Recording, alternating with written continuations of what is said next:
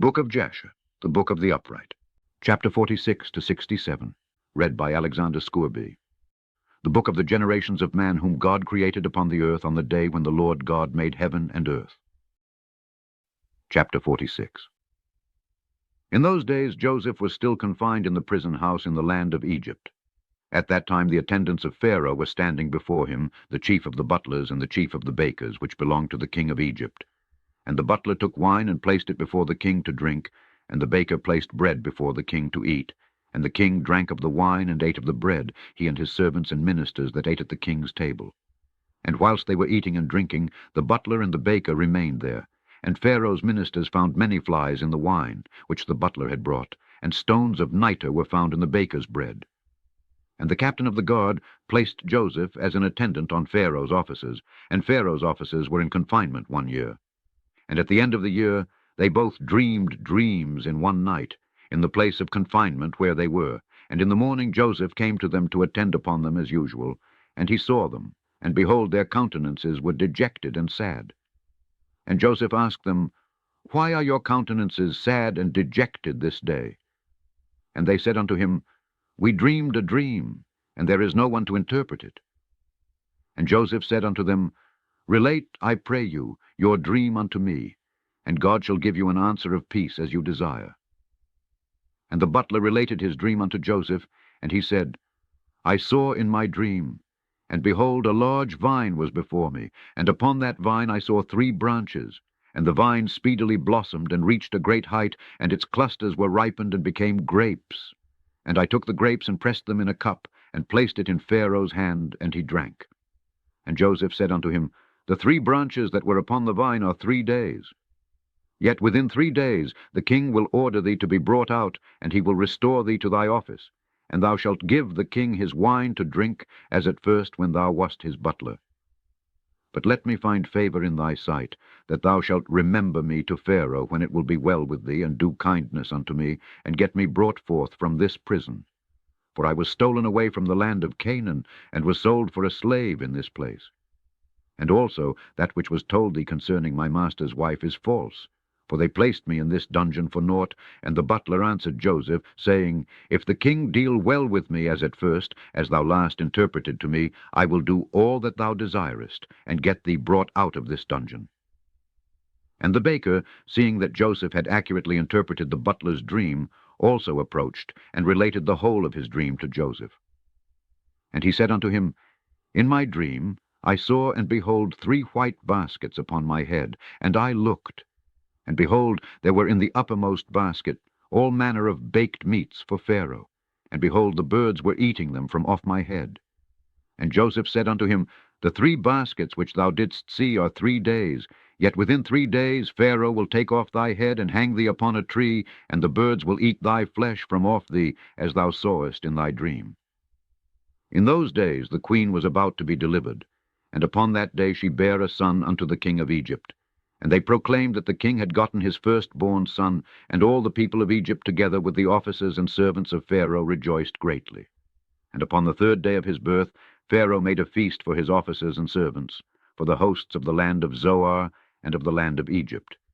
And all the people of Egypt and the servants of Pharaoh came to eat and drink with the king at the feast of his son, and to rejoice at the king's rejoicing. And all the officers of the king and his servants were rejoicing at that time for 8 days at the feast.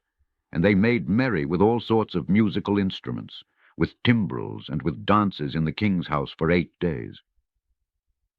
And the butler, to whom Joseph had interpreted his dream, forgot Joseph, and he did not mention him to the king as he had promised, for this thing was from the Lord, in order to punish Joseph because he had trusted in man.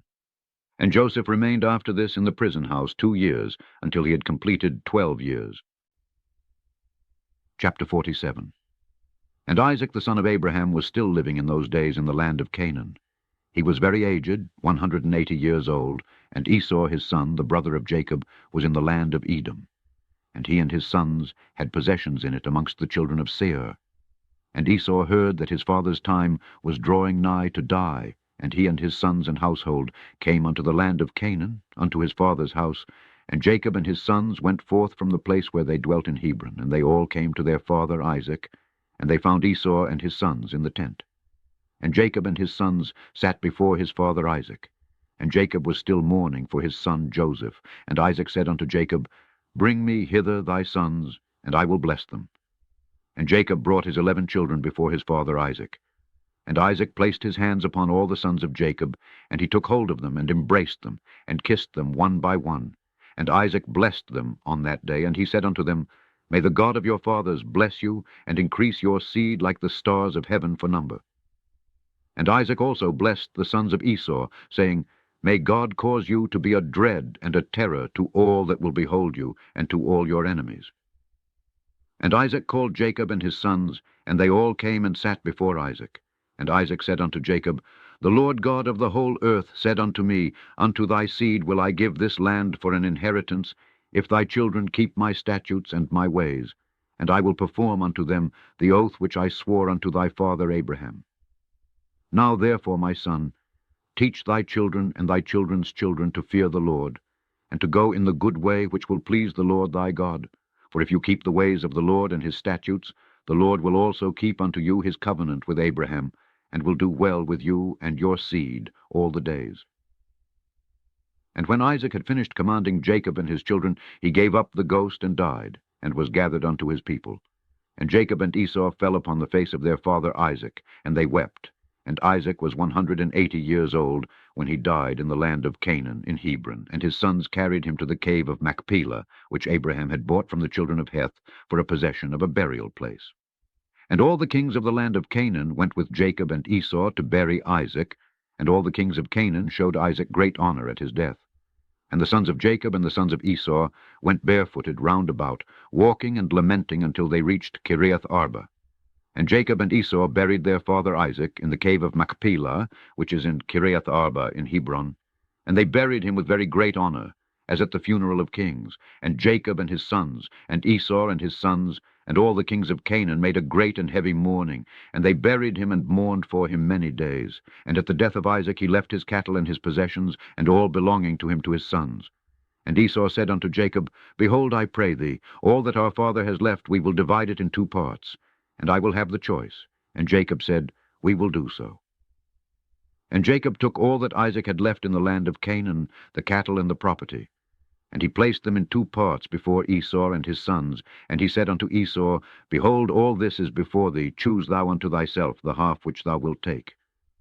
And Jacob said unto Esau, Hear thou, I pray thee, what I will speak unto thee, saying, The Lord God of heaven and earth spoke unto our fathers Abraham and Isaac, saying, Unto thy seed will I give this land for an inheritance forever. Now therefore all that our father has left is before thee, and behold, all the land is before thee. Choose thou from them what thou desirest. If thou desirest the whole land, take it for thee and thy children forever. And I will take this riches. And if thou desirest the riches, take it unto thee, and I will take this land for me and for my children to inherit it forever. And Nebaioth, the son of Ishmael, was then in the land with his children. And Esau went on that day and consulted with him, saying, Thus has Jacob spoken unto me, and thus has he answered me. Now give thy advice, and we will hear. And Nebaioth said, What is this that Jacob hath spoken unto thee? Behold, all the children of Canaan are dwelling securely in their land, and Jacob saith he will inherit it with his seed all the days. Go now therefore, and take all thy father's riches, and leave Jacob thy brother in the land, as he has spoken. And Esau rose up and returned to Jacob, and did all that Nebaioth the son of Ishmael had advised. And Esau took all the riches that Isaac had left, the souls, the beasts, the cattle, and the property, and all the riches. He gave nothing to his brother Jacob. And Jacob took all the land of Canaan from the brook of Egypt unto the river Euphrates, and he took it for an everlasting possession, and for his children and for his seed after him forever. Jacob also took from his brother Esau the cave of Machpelah, which is in Hebron, which Abraham had bought from Ephron for a possession of a burial place for him and his seed forever. And Jacob wrote all these things in the book of purchase, and he signed it, and he testified all this with 4 faithful witnesses. And these are the words which Jacob wrote in the book, saying, The land of Canaan, and all the cities of the Hittites, the Hivites, the Jebusites, the Amorites, the Perizzites, and the Girgashites, all the 7 nations from the river of Egypt unto the river Euphrates. And the city of Hebron Kiriath Arba, and the cave which is in it, the whole did Jacob buy from his brother Esau for value, for a possession and for an inheritance for his seed after him forever. And Jacob took the book of purchase and the signature, the command and the statutes and the revealed book, and he placed them in an earthen vessel in order that they should remain for a long time, and he delivered them into the hands of his children. Esau took all that his father had left him after his death from his brother Jacob, and he took all the property, from man and beast, camel and ass, ox and lamb, silver and gold, stones and bdellium, and all the riches which had belonged to Isaac the son of Abraham. There was nothing left which Esau did not take unto himself from all that Isaac had left after his death. And Esau took all this, and he and his children went home to the land of Seir the Horite, away from his brother Jacob and his children. And Esau had possessions amongst the children of Seir, and Esau returned not to the land of Canaan from that day forward. And the whole land of Canaan became an inheritance to the children of Israel for an everlasting inheritance. And Esau with all his children inherited the mountain of Seir. Chapter 48. In those days, after the death of Isaac, the Lord commanded and caused a famine upon the whole earth. At that time Pharaoh king of Egypt was sitting upon his throne in the land of Egypt, and lay in his bed and dreamed dreams. And Pharaoh saw in his dream that he was standing by the side of the river of Egypt. And whilst he was standing, he saw, and behold, 7 fat-fleshed and well-favoured kine came up out of the river. And 7 other kine, lean-fleshed and ill-favoured, came up after them. And the 7 ill-favoured ones swallowed up the well-favoured ones, and still their appearance was ill as at first. And he awoke, and he slept again, and he dreamed a second time. And he saw, and behold, 7 ears of corn came up upon one stalk, rank and good, and 7 thin ears, blasted with the east wind, sprang up after them. And the thin ears swallowed up the full ones, and Pharaoh awoke out of his dream. And in the morning the king remembered his dreams, and his spirit was sadly troubled on account of his dreams. And the king hastened and sent and called for all the magicians of Egypt and the wise men, and they came and stood before Pharaoh. And the king said unto them, I have dreamed dreams, and there is none to interpret them. And they said unto the king, Relate thy dreams to thy servants, and let us hear them. And the king related his dreams to them. And they all answered and said with one voice to the king, May the king live forever, and this is the interpretation of thy dreams. The 7 good kine which thou didst see denote 7 daughters that will be born unto thee in the latter days. And the 7 kine which thou sawest come up after them, and swallowed them up, are for a sign that the daughters which will be born unto thee will all die in the lifetime of the king. And that which thou didst see in the second dream of 7 full good ears of corn coming up upon one stalk, this is their interpretation, that thou wilt build unto thyself in the latter days 7 cities throughout the land of Egypt. And that which thou sawest of the 7 blasted ears of corn springing up after them, and swallowing them up whilst thou didst behold them with thine eyes, is for a sign that the cities which thou wilt build will all be destroyed in the latter days, in the lifetime of the king. And when they spoke these words, the king did not incline his ear to their words, neither did he fix his heart upon them. For the king knew in his wisdom that they did not give a proper interpretation of the dreams. And when they had finished speaking before the king answered them, saying, What is this thing that you have spoken unto me? Surely you have uttered falsehood and spoken lies. Therefore now give the proper interpretation of my dreams, that you may not die. And the king commanded after this, and he sent and called again for other wise men, and they came and stood before the king, and the king related his dreams to them. And they all answered him according to the first interpretation. And the king's anger was kindled, and he was very wroth. And the king said unto them, Surely you speak lies, and utter falsehood in what you have said. And the king commanded that a proclamation should be issued throughout the land of Egypt, saying, It is resolved by the king and his great men, that any wise man who knoweth and understandeth the interpretation of dreams, and will not come this day before the king, shall die. And the man that will declare unto the king the proper interpretation of his dreams, there shall be given unto him all that he will require from the king. And all the wise men of the land of Egypt came before the king, together with all the magicians and sorcerers that were in Egypt, and in Goshen, in Ramesses, in Tachpanches, in Zoar, and in all the places on the borders of Egypt, and they all stood before the king.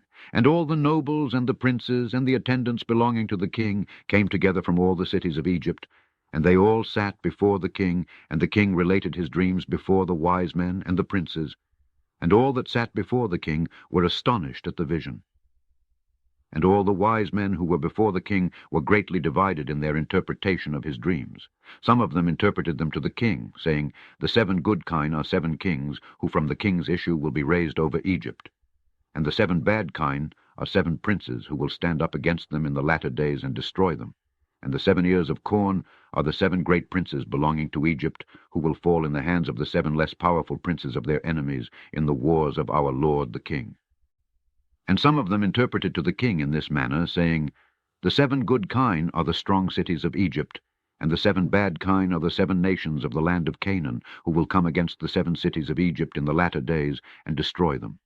And that which thou sawest in the second dream of 7 good and bad ears of corn is a sign that the government of Egypt will again return to thy seed as at first.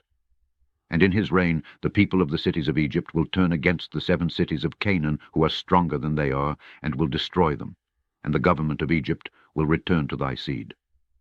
And some of them said unto the king, This is the interpretation of thy dreams. The 7 good kine are 7 queens, whom thou wilt take for wives in the latter days, and the 7 bad kine denote that those women will all die in the lifetime of the king. And the 7 good and bad ears of corn, which thou didst see in the second dream, are 14 children. And it will be in the latter days that they will stand up and fight amongst themselves, and 7 of them will smite the 7 that are more powerful. And some of them said these words unto the king, saying, The 7 good kine denote that 7 children will be born to thee, and they will slay 7 of thy children's children in the latter days. And the 7 good ears of corn, which thou didst see in the second dream, are those princes against whom 7 other less powerful princes will fight and destroy them in the latter days, and avenge thy children's cause, and the government will again return to thy seed. And the king heard all the words of the wise men of Egypt, and their interpretation of his dreams, and none of them pleased the king. And the king knew in his wisdom that they did not altogether speak correctly in all these words, for this was from the Lord to frustrate the words of the wise men of Egypt, in order that Joseph might go forth from the house of confinement, and in order that he should become great in Egypt. And the king saw that none amongst all the wise men and magicians of Egypt spoke correctly to him, and the king's wrath was kindled, and his anger burned within him. And the king commanded that all the wise men and magicians should go out from before him, and they all went out from before the king with shame and disgrace. And the king commanded that a proclamation be sent throughout Egypt to slay all the magicians that were in Egypt, and not one of them should be suffered to live. And the captains of the guards belonging to the king rose up, and each man drew his sword, and they began to smite the magicians of Egypt and the wise men. And after this, Merod, chief butler to the king, came and bowed down before the king, and sat before him. And the butler said unto the king, May the king live forever, and his government be exalted in the land. Thou wast angry with thy servant in those days, now 2 years past, and didst place me in the ward. And I was for some time in the ward, I and the chief of the bakers. And there was with us a Hebrew servant belonging to the captain of the guard. His name was Joseph, for his master had been angry with him and placed him in the house of confinement, and he attended us there. And in some time after, when we were in the ward, we dreamed dreams in one night, I and the chief of the bakers. We dreamed, each man according to the interpretation of his dream. And we came in the morning, and told them to that servant, and he interpreted to us our dreams. To each man according to his dream did he correctly interpret. And it came to pass, as he interpreted to us, so was the event. There fell not to the ground any of his words. And now therefore, my lord and king, do not slay the people of Egypt for naught. Behold, that slave is still confined in the house by the captain of the guard his master, in the house of confinement. If it pleaseth the king, let him send for him, that he may come before thee, and he will make known to thee the correct interpretation of the dream which thou didst dream. And the king heard the words of the chief butler. And the king ordered that the wise men of Egypt should not be slain. And the king ordered his servants to bring Joseph before him. And the king said unto them, Go to him, and do not terrify him, lest he be confused, and will not know to speak properly. And the servants of the king went to Joseph, and they brought him hastily out of the dungeon, and the king's servants shaved him, and he changed his prison garment, and he came before the king. And the king was sitting upon his royal throne in a princely dress, girt around with a golden ephod, and the fine gold which was upon it sparkled.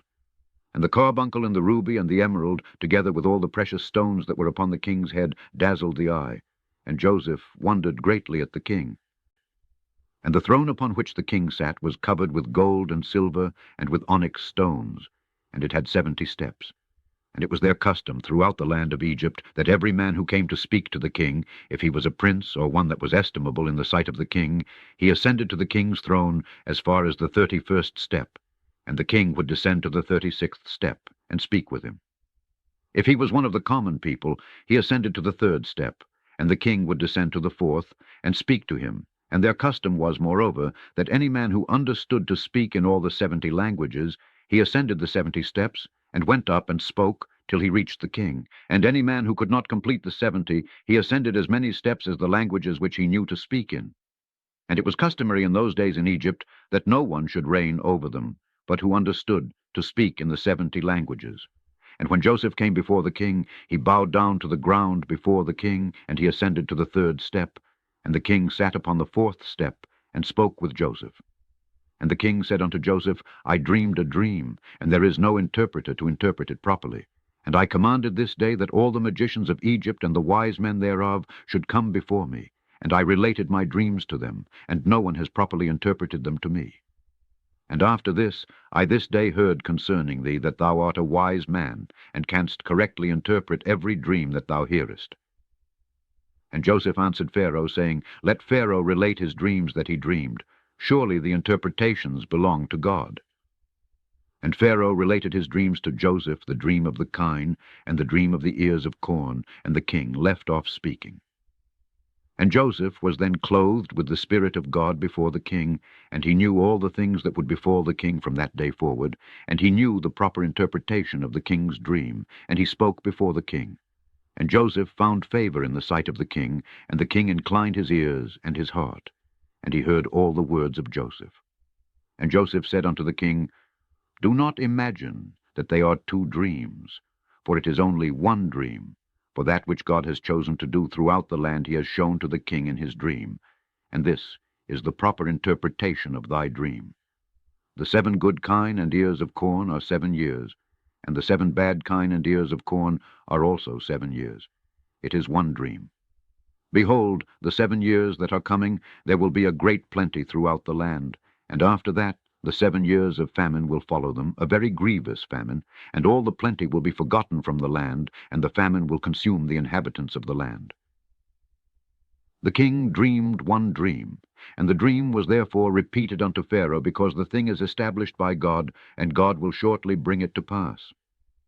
Now therefore I will give thee counsel, and deliver thy soul and the souls of the inhabitants of the land from the evil of the famine, that thou seek throughout thy kingdom for a man very discreet and wise, who knoweth all the affairs of government, and appoint him to superintend over the land of Egypt. And let the man whom thou placest over Egypt appoint officers under him, that they gather in all the food of the good years that are coming, and let them lay up corn, and deposit it in thy appointed stores. And let them keep that food for the 7 years of famine, that it may be found for thee and thy people and thy whole land, and that thou and thy land be not cut off by the famine.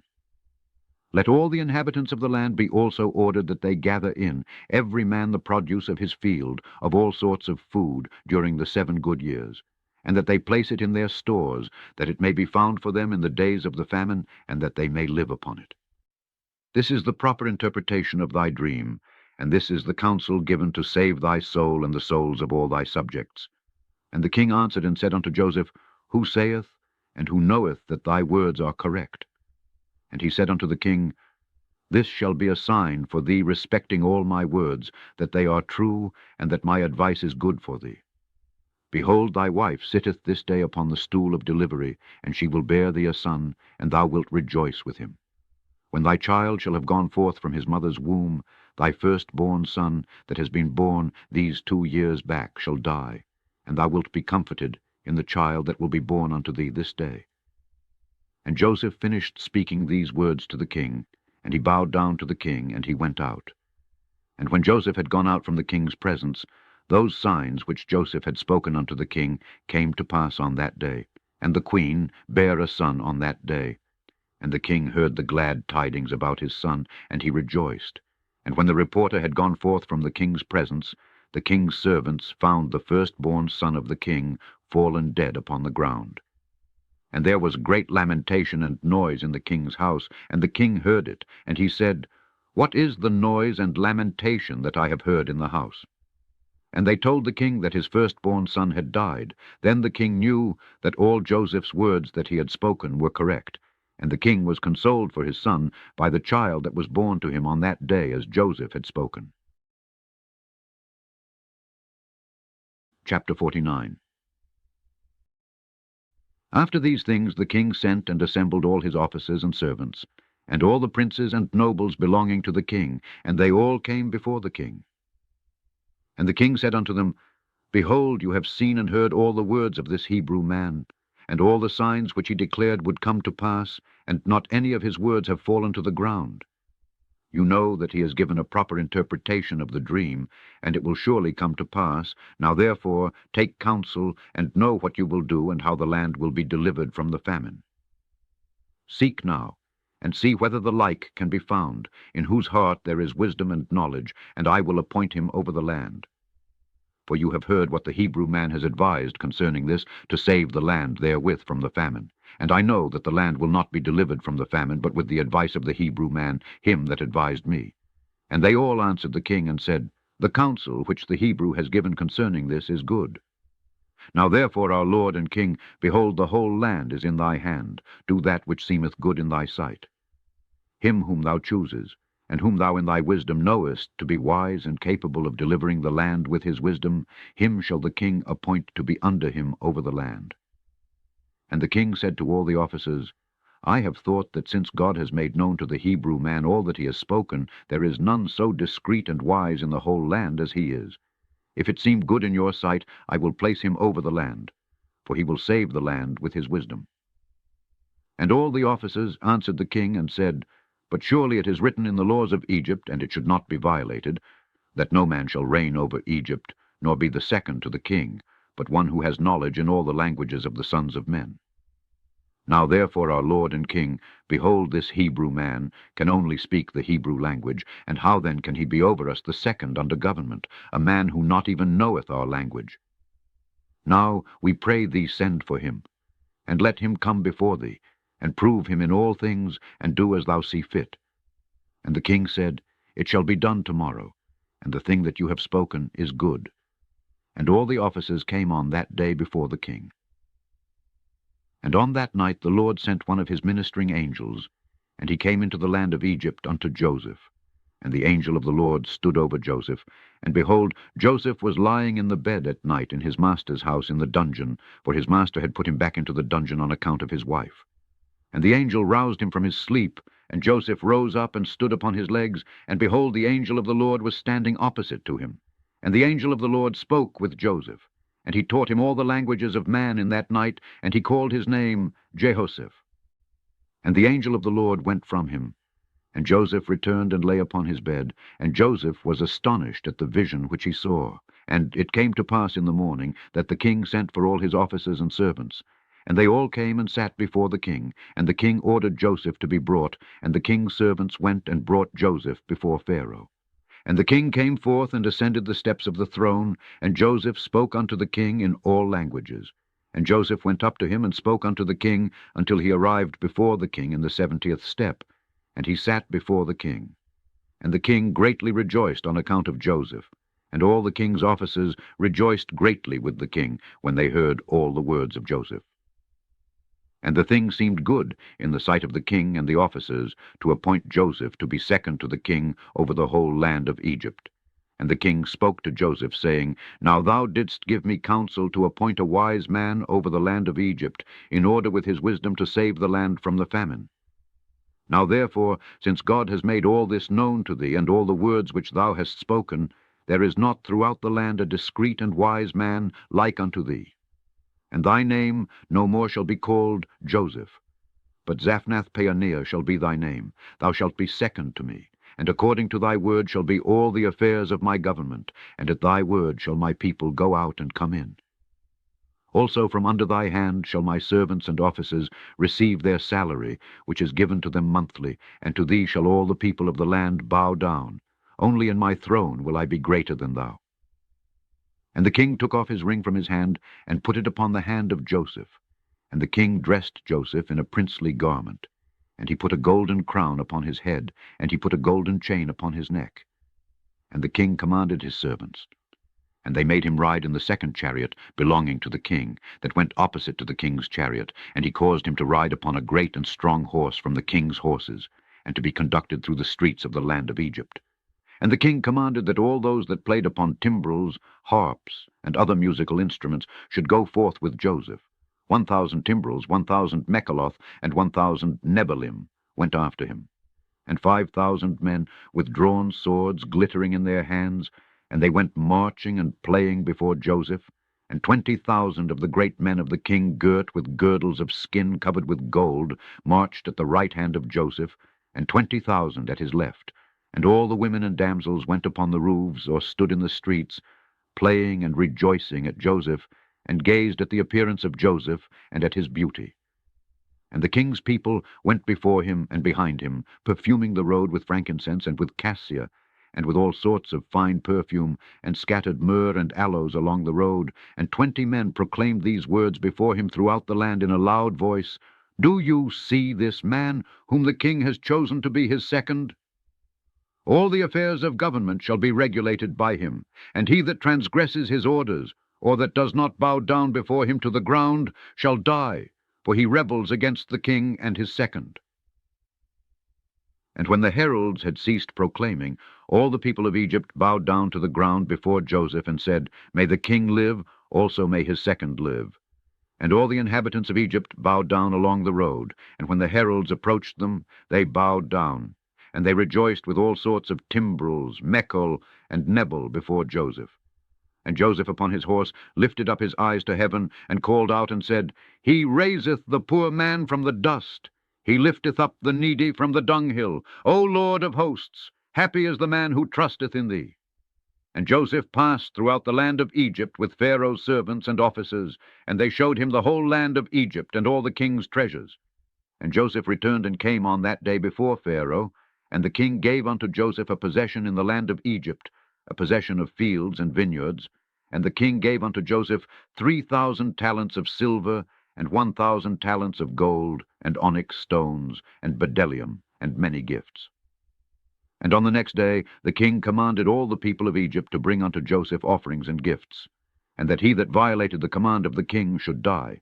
And they made a high place in the street of the city, and they spread out garments there, and whoever brought anything to Joseph put it into the high place.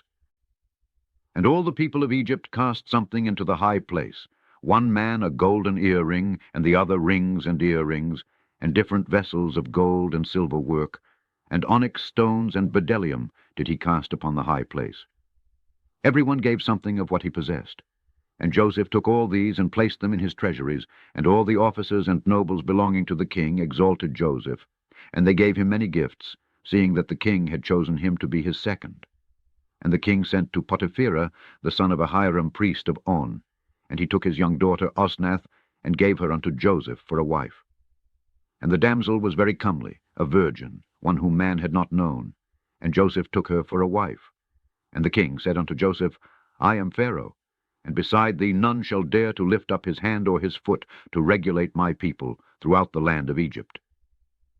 And Joseph was 30 years old when he stood before Pharaoh, and Joseph went out from before the king, and he became the king's second in Egypt. And the king gave Joseph 100 servants to attend him in his house, and Joseph also sent and purchased many servants, and they remained in the house of Joseph. Joseph then built for himself a very magnificent house, like unto the houses of kings, before the court of the king's palace. And he made in the house a large temple, very elegant in appearance and convenient for his residence. 3 years was Joseph in erecting his house. And Joseph made unto himself a very elegant throne of abundance of gold and silver, and he covered it with onyx stones and bdellium, and he made upon it the likeness of the whole land of Egypt, and the likeness of the river of Egypt, that watereth the whole land of Egypt. And Joseph sat securely upon his throne in his house, and the Lord increased Joseph's wisdom. And all the inhabitants of Egypt, and Pharaoh's servants and his princes, loved Joseph exceedingly, for this thing was from the Lord to Joseph. And Joseph had an army that made war, going out in hosts and troops to the number of 40,600 men, capable of bearing arms to assist the king and Joseph against the enemy, besides the king's officers and his servants and inhabitants of Egypt without number. And Joseph gave unto his mighty men, and to all his host, shields and javelins, and caps and coats of mail, and stones for slinging.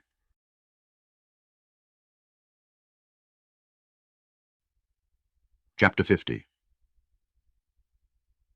At that time the children of Tarshish came against the sons of Ishmael, and made war with them, and the children of Tarshish spoiled the Ishmaelites for a long time. And the children of Ishmael were small in number in those days, and they could not prevail over the children of Tarshish, and they were sorely oppressed.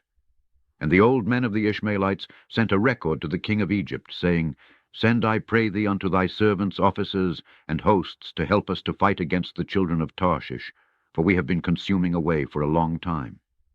And Pharaoh sent Joseph with the mighty men and host which were with him, and also his mighty men from the king's house. And they went to the land of Havilah to the children of Ishmael, to assist them against the children of Tarshish. And the children of Ishmael fought with the children of Tarshish.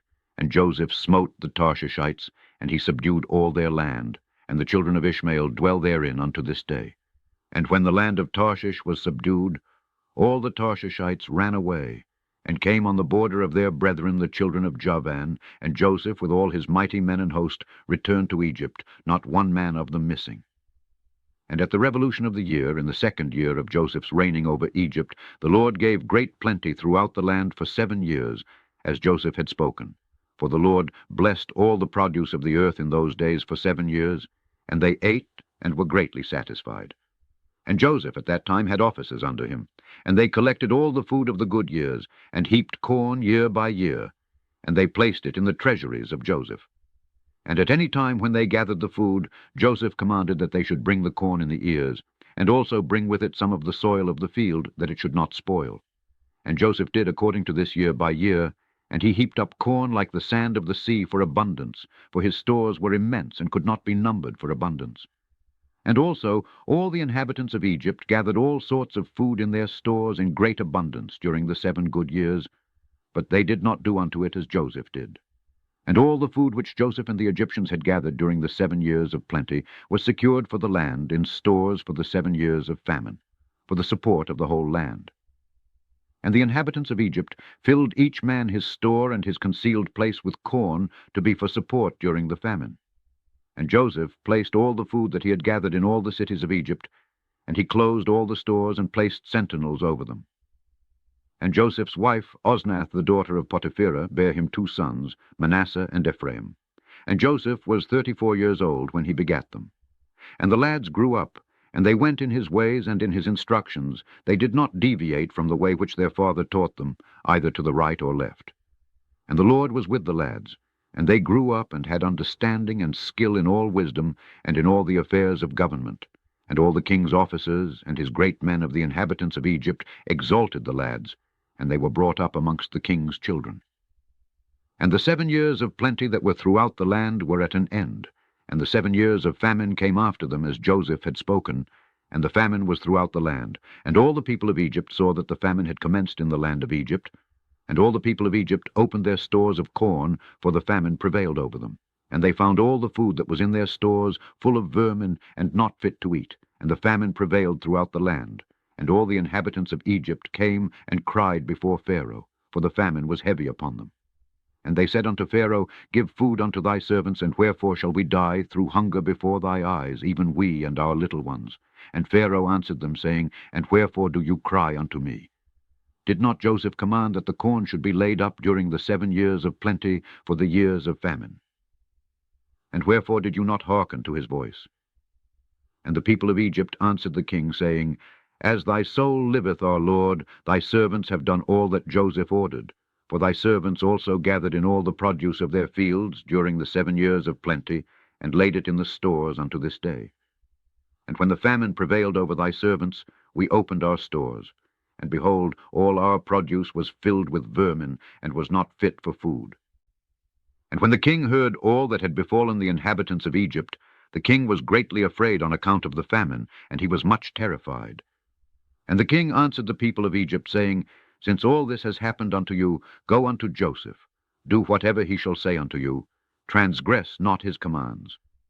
And all the people of Egypt went forth and came unto Joseph, and said unto him, Give unto us food, and wherefore shall we die before thee through hunger?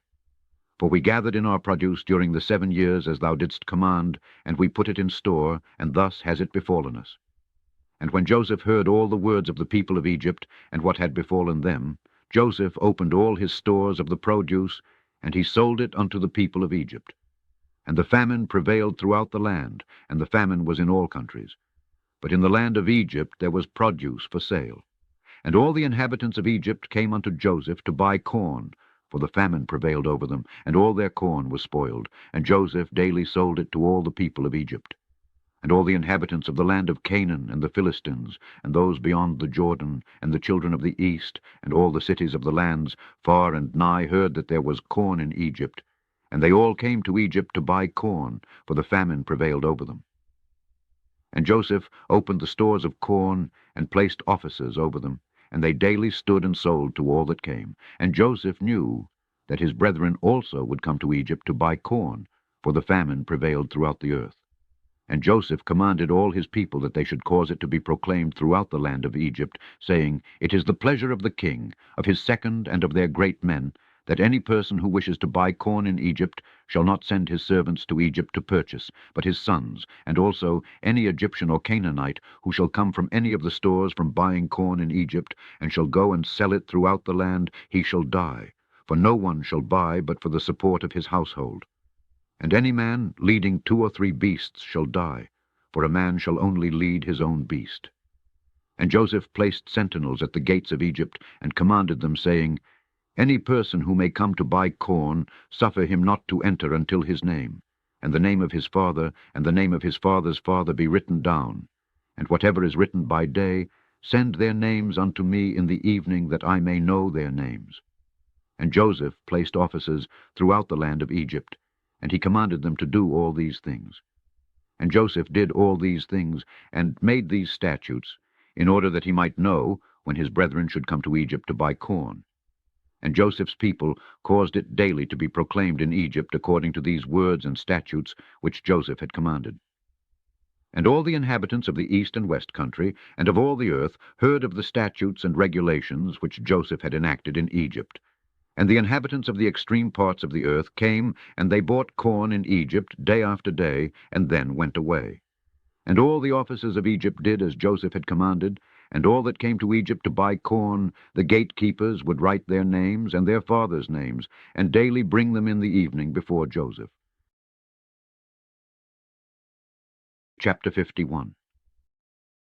And Jacob afterward heard that there was corn in Egypt, and he called unto his sons to go to Egypt to buy corn, for upon them also did the famine prevail. And he called unto his sons, saying, Behold, I hear that there is corn in Egypt, and all the people of the earth go there to purchase. Now therefore, why will you show yourselves satisfied before the whole earth?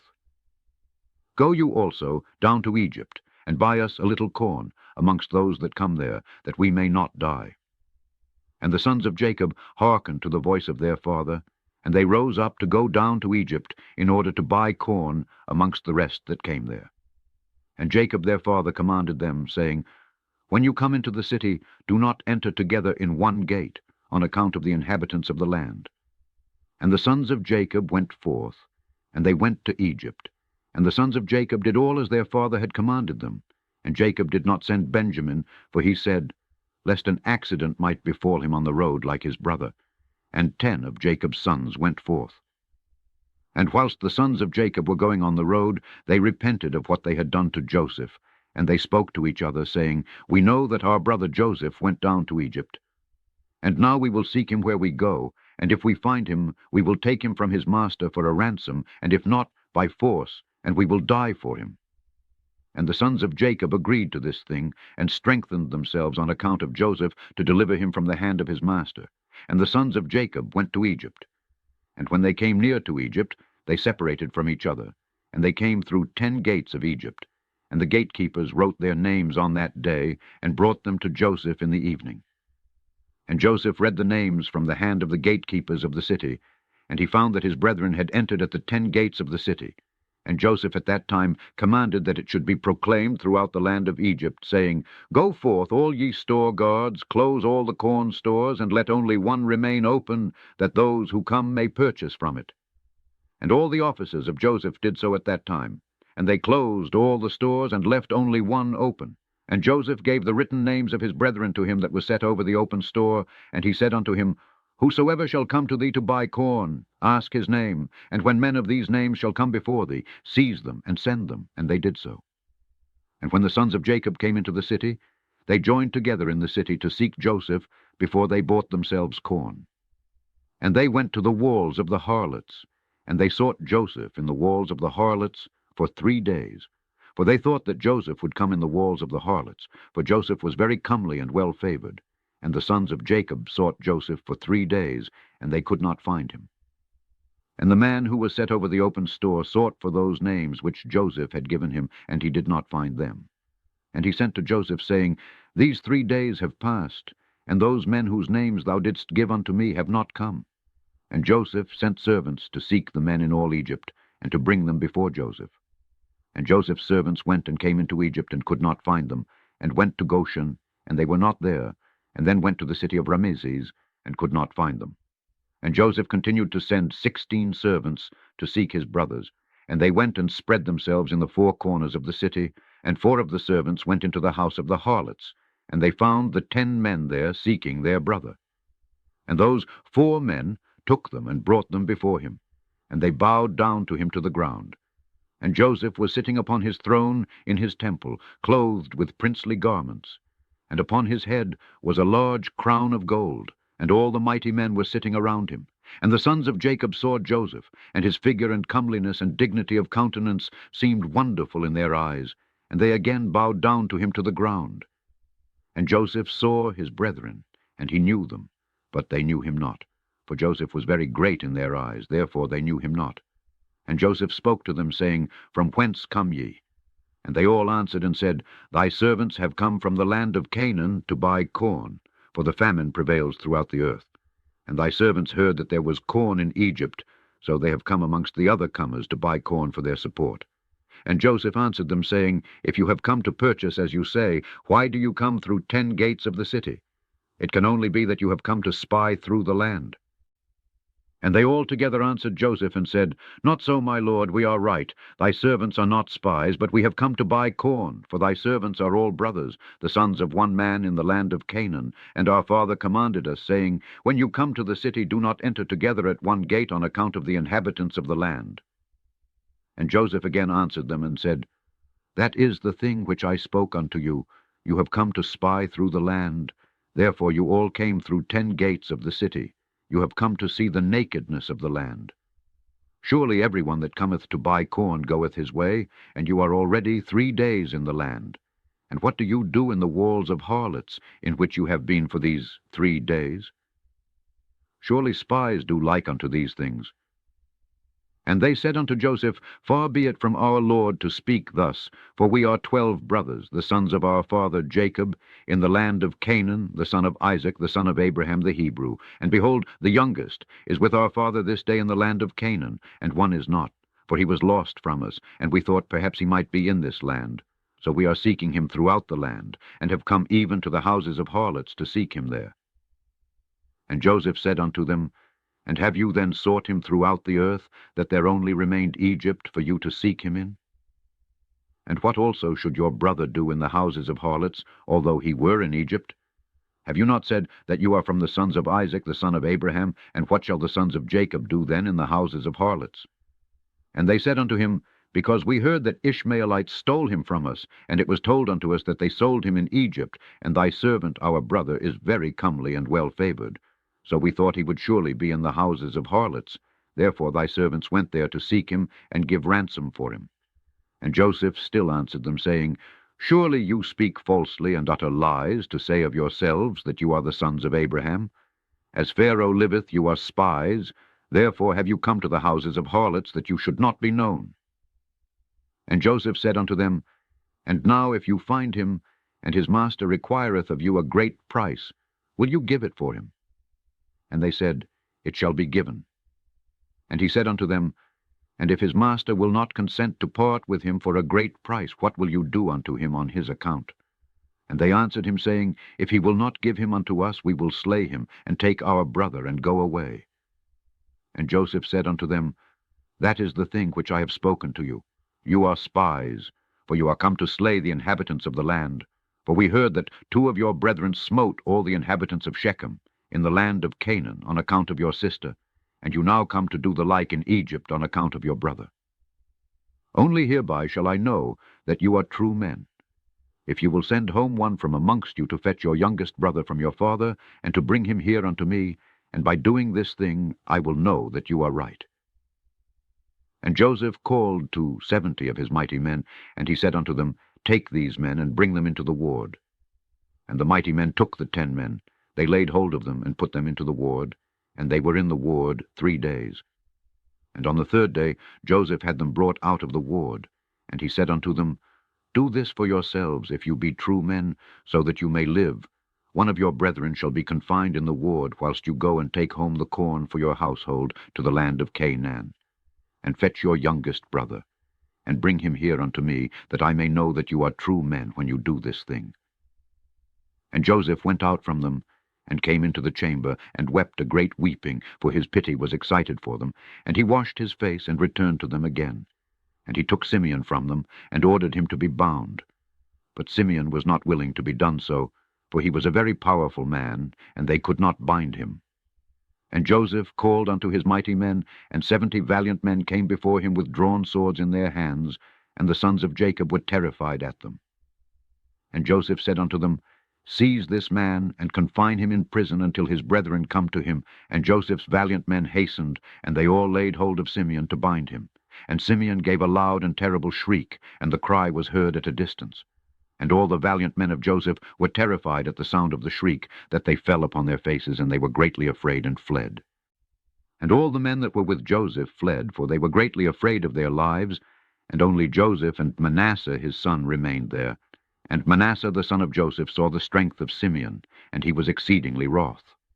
And Manasseh the son of Joseph rose up to Simeon, and Manasseh smote Simeon a heavy blow with his fist against the back of his neck, and Simeon was stilled of his rage.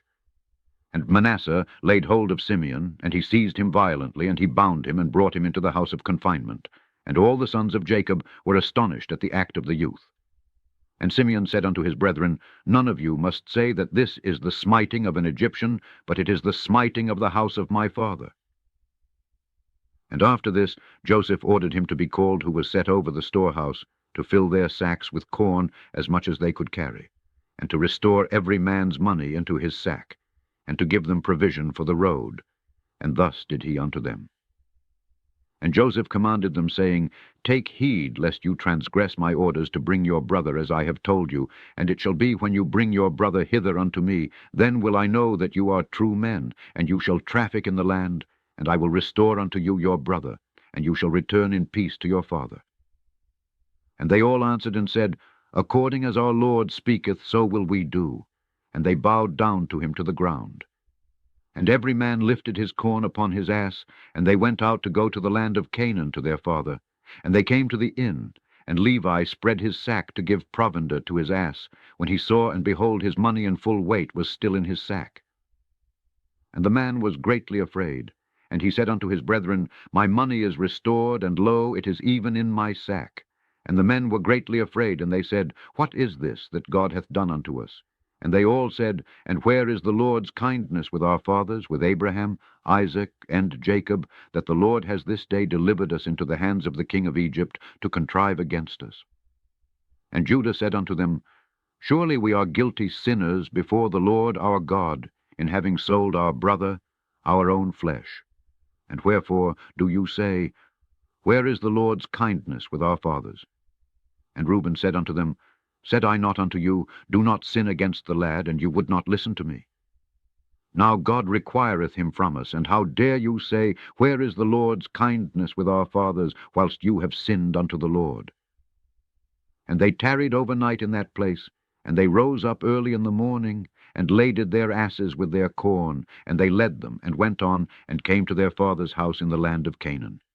And Jacob and his household went out to meet his sons. And Jacob saw, and behold, their brother Simeon was not with them. And Jacob said unto his sons, Where is your brother Simeon, whom I do not see? And his sons told him all that had befallen them in Egypt. Chapter 52. And they entered their house. And every man opened his sack, and they saw, and behold, every man's bundle of money was there, at which they and their father were greatly terrified. And Jacob said unto them, What is this that you have done to me?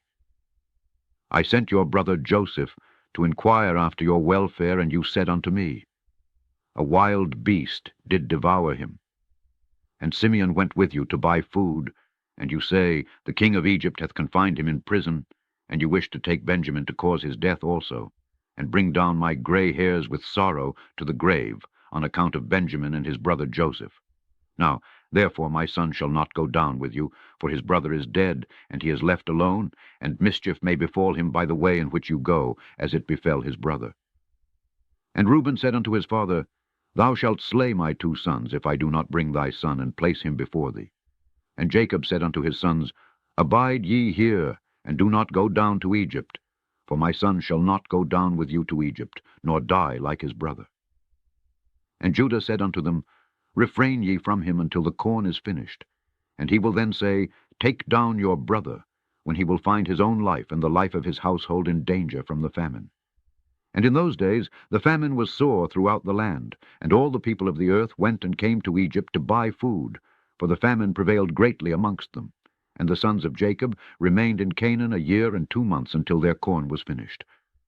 And it came to pass, after their corn was finished, the whole household of Jacob was pinched with hunger. And all the infants of the sons of Jacob came together, and they approached Jacob, and they all surrounded him. And they said unto him, Give unto us bread. And wherefore shall we all perish through hunger in thy presence? Jacob heard the words of his sons' children, and he wept a great weeping, and his pity was roused for them. And Jacob called unto his sons, and they all came and sat before him. And Jacob said unto them, And have you not seen how your children have been weeping over me this day, saying, Give unto us bread, and there is none? Now therefore return, and buy for us a little food. And Judah answered and said unto his father, If thou wilt send our brother with us, we will go down and buy corn for thee. And if thou wilt not send him, then we will not go down. For surely the king of Egypt particularly enjoined us, saying, You shall not see my face unless your brother be with you. For the king of Egypt is a strong and mighty king. And behold, if we shall go to him without our brother, we shall all be put to death. Dost thou not know? And hast thou not heard that this king is very powerful and wise, and there is not like unto him in all the earth? Behold, we have seen all the kings of the earth, and we have not seen one like that king, the king of Egypt. Surely amongst all the kings of the earth there is none greater than Abimelech, king of the Philistines. Yet the king of Egypt is greater and mightier than he, and Abimelech can only be compared to one of his officers. Father, thou hast not seen his palace and his throne, and all his servants standing before him. Thou hast not seen that king upon his throne in his pomp and royal appearance, dressed in his kingly robes with a large golden crown upon his head. Thou hast not seen the honor and glory which God has given unto him, for there is not like unto him in all the earth. Father, thou hast not seen the wisdom, the understanding, and the knowledge which God has given in his heart, nor heard his sweet voice when he spake unto us. We know not, Father, who made him acquainted with our names and all that befell us. Yet he asked also after thee, saying, Is your father still living, and is it well with him? Thou hast not seen the affairs of the government of Egypt regulated by him, without inquiring of Pharaoh his lord. Thou hast not seen the awe and fear which he impressed upon all the Egyptians. And also, when we went from him, we threatened to do unto Egypt like unto the rest of the cities of the Amorites. And we were exceedingly wroth against all his words which he spoke concerning us as spies. And now, when we shall again come before him, his terror will fall upon us all, and not one of us will be able to speak to him either a little or a great thing. Now, therefore, Father, send, we pray thee, the lad with us, and we will go down and buy thee food for our support, and not die through hunger. And Jacob said, Why have you dealt so ill with me? to tell the king you had a brother. What is this thing that you have done unto me? And Judah said unto Jacob his father, Give the lad into my care, and we will rise up and go down to Egypt and buy corn, and then return. And it shall be, when we return, if the lad be not with us, then let me bear thy blame forever. Hast thou seen all our infants weeping over thee through hunger, and there is no power in thy hand to satisfy them? Now let thy pity be roused for them, and send our brother with us, and we will go.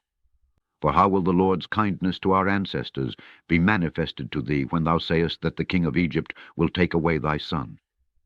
As the Lord liveth, I will not leave him until I bring him and place him before thee.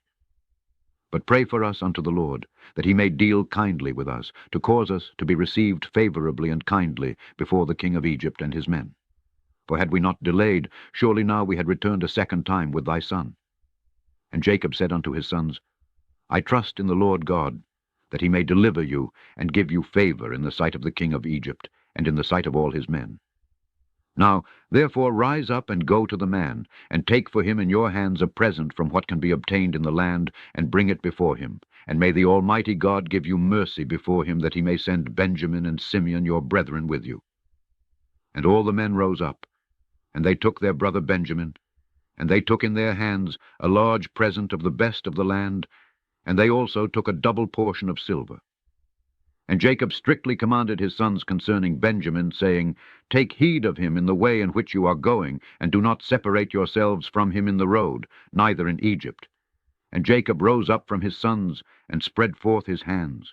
And he prayed unto the Lord on account of his sons, saying, O Lord God of heaven and earth, remember thy covenant with our father Abraham, remember it with my father Isaac, and deal kindly with my sons, and deliver them not into the hands of the king of Egypt.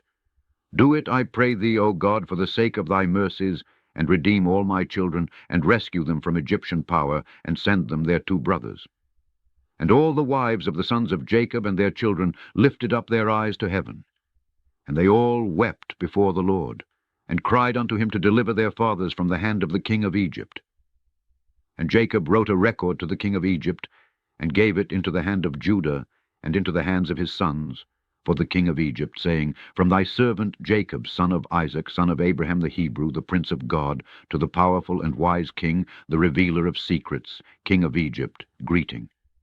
Be it known to my lord the king of Egypt, the famine was sore upon us in the land of Canaan, and I sent my sons to thee to buy us a little food from thee for our support. For my sons surrounded me, and I, being very old, cannot see with my eyes, for my eyes have become very heavy through age, as well as with daily weeping for my son, for Joseph, who was lost from before me. And I commanded my sons that they should not enter the gates of the city when they came to Egypt, on account of the inhabitants of the land. And I also commanded them to go about Egypt to seek for my son Joseph. Perhaps they might find him there, and they did so. And thou didst consider them as spies of the land. Have we not heard concerning thee that thou didst interpret Pharaoh's dream, and didst speak truly unto him? How then dost thou not know in thy wisdom whether my sons are spies or not? Now, therefore, my lord and king, behold, I have sent my son before thee, as thou didst speak unto my sons. I beseech thee to put thy eyes upon him until he is returned to me in peace with his brethren. For dost thou not know, or hast thou not heard that which our God did unto Pharaoh when he took my mother Sarah, and what he did unto Abimelech, king of the Philistines, on account of her, and also what our father Abraham did unto the 9 kings of Elam, how he smote them all with a few men that were with him? And also what my 2 sons Simeon and Levi did unto the 8 cities of the Amorites, how they destroyed them on account of their sister Dinah, and also on account of their brother Benjamin they consoled themselves for the loss of his brother Joseph. What will they then do for him when they see the hand of any people prevailing over them for his sake? Dost thou not know, O king of Egypt, that the power of God is with us, and that also God ever heareth our prayers, and forsaketh us not all the days? And when my sons told me of thy dealings with them, I called not unto the Lord on account of thee, for then thou wouldst have perished with thy men before my son Benjamin came before thee. But I thought that as Simeon my son was in thy house, perhaps thou mightest deal kindly with him, therefore I did not this thing unto thee. Now therefore, behold, Benjamin, my son cometh unto thee with my sons, Take heed of him, and put thy eyes upon him, and then will God place his eyes over thee and throughout thy kingdom. Now I have told thee all that is in my heart, and behold, my sons are coming to thee with their brother. Examine the face of the whole earth for their sake, and send them back in peace with their brethren. And Jacob gave the record to his sons into the care of Judah, to give it unto the king of Egypt. Chapter 53. And the sons of Jacob rose up, and took Benjamin and the whole of the presents. And they went and came to Egypt, and they stood before Joseph. And Joseph beheld his brother Benjamin with them, and he saluted them. And these men came to Joseph's house. And Joseph commanded the superintendent of his house to give to his brethren to eat, and he did so unto them. And at noontime Joseph sent for the men to come before him with Benjamin, and the men told the superintendent of Joseph's house concerning the silver that was returned in their sacks. And he said unto them, It will be well with you, fear not. And he brought their brother Simeon unto them. And Simeon said unto his brethren, The Lord of the Egyptians has acted very kindly unto me. He did not keep me bound, as you saw with your eyes. For when you went out from the city, he let me free, and dealt kindly with me in his house. And Judah took Benjamin by the hand, and they came before Joseph, and they bowed down to him to the ground. And the men gave the present unto Joseph, and they all sat before him. And Joseph said unto them, Is it well with you? Is it well with your children? Is it well with your aged father? And they said, It is well. And Judah took the record which Jacob had sent, and gave it into the hand of Joseph. And Joseph read the letter, and knew his father's writing. And he wished to weep, and he went into an inner room, and he wept a great weeping, and he went out. And he lifted up his eyes, and beheld his brother Benjamin, and he said, Is this your brother of whom you spoke unto me? And Benjamin approached Joseph, and Joseph placed his hand upon his head, and he said unto him, May God be gracious unto thee, my son. And when Joseph saw his brother, the son of his mother, he again wished to weep. And he entered the chamber, and he wept there, and he washed his face, and went out, and refrained from weeping, and he said, Prepare food. And Joseph had a cup from which he drank, and it was of silver beautifully inlaid with onyx stones and bdellium. And Joseph struck the cup in the sight of his brethren, whilst they were sitting to eat with him. And Joseph said unto the men, I know by this cup that Reuben the firstborn, Simeon and Levi and Judah, Issachar and Zebulun are children from one mother. Seat yourselves to eat according to your births. And he also placed the others according to their births. And he said, I know that this your youngest brother has no brother, and I, like him, have no brother. He shall therefore sit down to eat with me. And Benjamin went up before Joseph, and sat upon the throne. And the men beheld the acts of Joseph, and they were astonished at them. And the men ate and drank at that time with Joseph. And he then gave presents unto them. And Joseph gave one gift unto Benjamin. And Manasseh and Ephraim saw the acts of their father. And they also gave presents unto him. And Osnath gave him one present, and they were 5 presents in the hand of Benjamin. And Joseph brought them out wine to drink, and they would not drink. And they said, From the day on which Joseph was lost, we have not drunk wine, nor eaten any delicacies. And Joseph swore unto them, and he pressed them hard. And they drank plentifully with him on that day. And Joseph afterward turned to his brother Benjamin to speak with him, and Benjamin was still sitting upon the throne before Joseph. And Joseph said unto him, Hast thou begotten any children? And he said, Thy servant has 10 sons, and these are their names, Bela, Becher, Ashbal, Gera, Naaman, Achi, Rosh, Mupim, Chupim, and Ord. And I called their names after my brother, whom I have not seen. And he ordered them to bring before him his map of the stars, whereby Joseph knew all the times. And Joseph said unto Benjamin, I have heard that the Hebrews are acquainted with all wisdom. Dost thou know anything of this? And Benjamin said, Thy servant is knowing also in all the wisdom which my father taught me. And Joseph said unto Benjamin, Look now at this instrument, and understand where thy brother Joseph is in Egypt, who you said went down to Egypt. And Benjamin beheld that instrument with the map of the stars of heaven, and he was wise, and looked therein to know where his brother was. And Benjamin divided the whole land of Egypt into 4 divisions. And he found that he who was sitting upon the throne before him was his brother Joseph. And Benjamin wondered greatly. And when Joseph saw that his brother Benjamin was so much astonished, he said unto Benjamin, What hast thou seen, and why art thou astonished? And Benjamin said unto Joseph, I can see by this that Joseph my brother sitteth here with me upon the throne. And Joseph said unto him, I am Joseph thy brother. Reveal not this thing unto thy brethren. Behold, I will send thee with them when they go away, and I will command them to be brought back again into the city, and I will take thee away from them. And if they dare their lives and fight for thee, then shall I know that they have repented of what they did unto me, and I will make myself known to them. And if they forsake thee when I take thee, then shalt thou remain with me, and I will wrangle with them, and they shall go away, and I will not become known to them. At that time Joseph commanded his officer to fill their sacks with food, and to put each man's money into his sack, and to put the cup in the sack of Benjamin, and to give them provision for the road, and they did so unto them. And on the next day the men rose up early in the morning, and they loaded their asses with their corn, and they went forth with Benjamin, and they went to the land of Canaan with their brother Benjamin. They had not gone far from Egypt when Joseph commanded him that was set over his house, saying, Rise, pursue these men before they get too far from Egypt, and say unto them, Why have you stolen my master's cup? And Joseph's officer rose up, and he reached them, and he spoke unto them all the words of Joseph. And when they heard this thing, they became exceedingly wroth, and they said, He with whom thy master's cup shall be found shall die, and we will also become slaves. And they hastened, and each man brought down his sack from his ass. And they looked in their bags, and the cup was found in Benjamin's bag.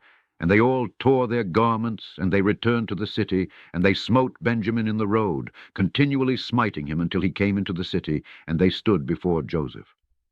And Judah's anger was kindled, and he said, This man has only brought me back to destroy Egypt this day. And the men came to Joseph's house, and they found Joseph sitting upon his throne, and all the mighty men standing at his right and left. And Joseph said unto them, What is this act that you have done, that you took away my silver cup and went away? But I know that you took my cup in order to know thereby in what part of the land your brother was. And Judah said, What shall we say to our Lord? What shall we speak, and how shall we justify ourselves? God has this day found the iniquity of all thy servants, therefore has he done this thing to us this day. And Joseph rose up, and caught hold of Benjamin, and took him from his brethren with violence. And he came to the house, and locked the door at them. And Joseph commanded him that was set over his house, that he should say unto them, Thus saith the king, Go in peace to your father. Behold, I have taken the man in whose hand my cup was found.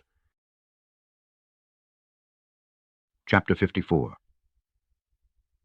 And when Judah saw the dealings of Joseph with them, Judah approached him, and broke open the door, and came with his brethren before Joseph. And Judah said unto Joseph, Let it not seem grievous in the sight of my lord. May thy servant, I pray thee, speak a word before thee. And Joseph said unto him, Speak. And Judah spoke before Joseph, and his brethren were there standing before them. And Judah said unto Joseph, Surely when we first came to our lord to buy food, thou didst consider us as spies of the land. And we brought Benjamin before thee, and thou still makest sport of us this day. Now therefore let the king hear my words, and send, I pray thee, our brother, that he may go along with us to our father, lest thy soul perish this day with all the souls of the inhabitants of Egypt. Dost thou not know what two of my brethren, Simeon and Levi, did unto the city of Shechem, and unto 7 cities of the Amorites, on account of our sister Dinah, and also what they would do for the sake of their brother Benjamin? And I with my strength, who am greater and mightier than both of them, come this day upon thee and thy land, if thou art unwilling to send our brother. Hast thou not heard what our God, who made choice of us, did unto Pharaoh on account of Sarah our mother, whom he took away from our father, that he smote him and his household with heavy plagues, that even unto this day the Egyptians relate this wonder to each other? So will our God do unto thee on account of Benjamin, whom thou hast this day taken from his father, and on account of the evils which thou this day heapest over us in thy land. For our God will remember his covenant with our father Abraham, and bring evil upon thee, because thou hast grieved the soul of our father this day. Now, therefore, hear my words that I have this day spoken unto thee, and send our brother that he may go away, lest thou and the people of thy land die by the sword, for you cannot all prevail over me. And Joseph answered Judah, saying, Why hast thou opened wide thy mouth, and why dost thou boast over us, saying, Strength is with thee, as Pharaoh liveth? If I command all my valiant men to fight with you, surely thou and these thy brethren would sink in the mire. And Judah said unto Joseph, Surely it becometh thee and thy people to fear me. As the Lord liveth, if I once draw my sword, I shall not sheathe it again until I shall this day have slain all Egypt, and I will commence with thee, and finish with Pharaoh thy master. And Joseph answered and said unto him, Surely strength belongeth not alone to thee? I am stronger and mightier than thou. Surely if thou drawest thy sword, I will put it to thy neck and the necks of all thy brethren. And Judah said unto him, Surely if I this day open my mouth against thee, I would swallow thee up, that thou be destroyed from off the earth, and perish this day from thy kingdom.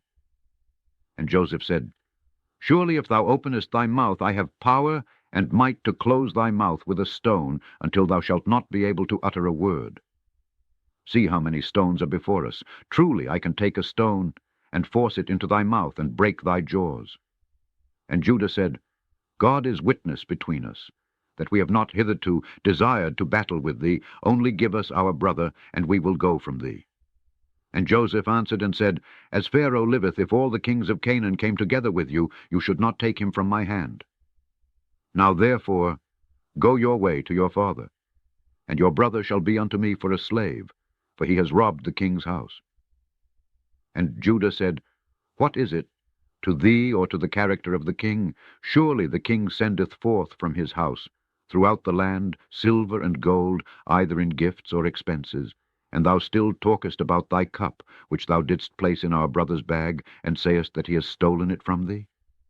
God forbid that our brother Benjamin or any of the seed of Abraham should do this thing, to steal from thee, or from any one else, whether king, prince, or any man. Now therefore cease this accusation, lest the whole earth hear thy words, saying, For a little silver the king of Egypt wrangled with the men, and he accused them, and took their brother for a slave. And Joseph answered and said, Take unto you this cup, and go from me, and leave your brother for a slave, for it is the judgment of a thief to be a slave. And Judah said, Why art thou not ashamed of thy words, to leave our brother, and to take thy cup? Surely if thou givest us thy cup, or 1,000 times as much, we will not leave our brother for the silver which is found in the hand of any man, that we will not die over him. And Joseph answered, And why did you forsake your brother, and sell him for 20 pieces of silver unto this day? And why then will you not do the same to this your brother? And Judah said, The Lord is witness between me and thee, that we desire not thy battles. Now therefore give us our brother, and we will go from thee without quarreling. And Joseph answered and said, If all the kings of the land should assemble, they will not be able to take your brother from my hand. And Judah said, What shall we say unto our father, when he seeth that our brother cometh not with us, and will grieve over him? And Joseph answered and said, This is the thing which you shall tell unto your father, saying, The rope has gone after the bucket. And Judah said, Surely thou art a king, and why speakest thou these things, giving a false judgment? Woe unto the king, who is like unto thee. And Joseph answered and said, There is no false judgment in the word that I spoke on account of your brother Joseph, for all of you sold him to the Midianites for 20 pieces of silver. And you all denied it to your father, and said unto him, An evil beast has devoured him, Joseph has been torn to pieces. And Judah said, Behold, the fire of Shem burneth in my heart. Now I will burn all your land with fire. And Joseph answered and said, Surely thy sister-in-law Tamar, who killed your sons, extinguished the fire of Shechem? And Judah said, If I pluck out a single hair from my flesh, I will fill all Egypt with its blood. And Joseph answered and said, Such is your custom, to do as you did to your brother whom you sold. And you dipped his coat in blood, and brought it to your father, in order that he might say, An evil beast devoured him, and here is his blood. And when Judah heard this thing, he was exceedingly wroth, and his anger burned within him, and there was before him in that place a stone, the weight of which was about 400 shekels. And Judah's anger was kindled, and he took the stone in one hand, and cast it to the heavens, and caught it with his left hand. And he placed it afterward under his legs, and he sat upon it with all his strength, and the stone was turned into dust from the force of Judah. And Joseph saw the act of Judah, and he was very much afraid. But he commanded Manasseh his son. And he also did with another stone, like unto the act of Judah. And Judah said unto his brethren, Let not any of you say, This man is an Egyptian, but by his doing this thing he is of our father's family. And Joseph said, Not to you only is strength given, for we are also powerful men. And why will you boast over us all? And Judah said unto Joseph, Send, I pray thee, our brother, and ruin not thy country this day. And Joseph answered and said unto them, Go and tell your father, An evil beast hath devoured him, as you said concerning your brother Joseph. And Judah spoke to his brother Naphtali. And he said unto him, Make haste, go now and number all the streets of Egypt, and come and tell me. And Simeon said unto him, Let not this thing be a trouble to thee. Now I will go to the mount, and take up one large stone from the mount, and level it at every one in Egypt, and kill all that are in it. And Joseph heard all these words that his brethren spoke before him, and they did not know that Joseph understood them, for they imagined that he knew not to speak Hebrew. And Joseph was greatly afraid at the words of his brethren, lest they should destroy Egypt. And he commanded his son Manasseh, saying, Go now, make haste, and gather unto me all the inhabitants of Egypt, and all the valiant men together. And let them come to me now upon horseback and on foot, and with all sorts of musical instruments. And Manasseh went and did so. And Naphtali went as Judah had commanded him, for Naphtali was light-footed as one of the swift stags, and he would go upon the ears of corn, and they would not break under him. And he went and numbered all the streets of Egypt, and found them to be 12. And he came hastily and told Judah. And Judah said unto his brethren, Hasten you, and put on every man his sword upon his loins, and we will come over Egypt, and smite them all, and let not a remnant remain. And Judah said, Behold, I will destroy 3 of the streets with my strength, and you shall each destroy 1 street. And when Judah was speaking this thing, behold, the inhabitants of Egypt and all the mighty men came toward them with all sorts of musical instruments and with loud shouting. And their number was 500 cavalry, and 10,000 infantry, and 400 men who could fight without sword or spear, only with their hands and strength. And all the mighty men came with great storming and shouting, and they all surrounded the sons of Jacob and terrified them, and the ground quaked at the sound of their shouting. And when the sons of Jacob saw these troops, they were greatly afraid of their lives. And Joseph did so in order to terrify the sons of Jacob to become tranquilized. And Judah, seeing some of his brethren terrified, said unto them, Why are you afraid whilst the grace of God is with us? And when Judah saw all the people of Egypt surrounding them at the command of Joseph to terrify them, only Joseph commanded them, saying, Do not touch any of them. Then Judah hastened and drew his sword, and uttered a loud and bitter scream, and he smote with his sword, and he sprang upon the ground, and he still continued to shout against all the people. And when he did this thing, the Lord caused the terror of Judah and his brethren to fall upon the valiant men and all the people that surrounded them. And they all fled at the sound of the shouting, and they were terrified, and fell one upon the other. And many of them died as they fell, and they all fled from before Judah and his brethren, and from before Joseph.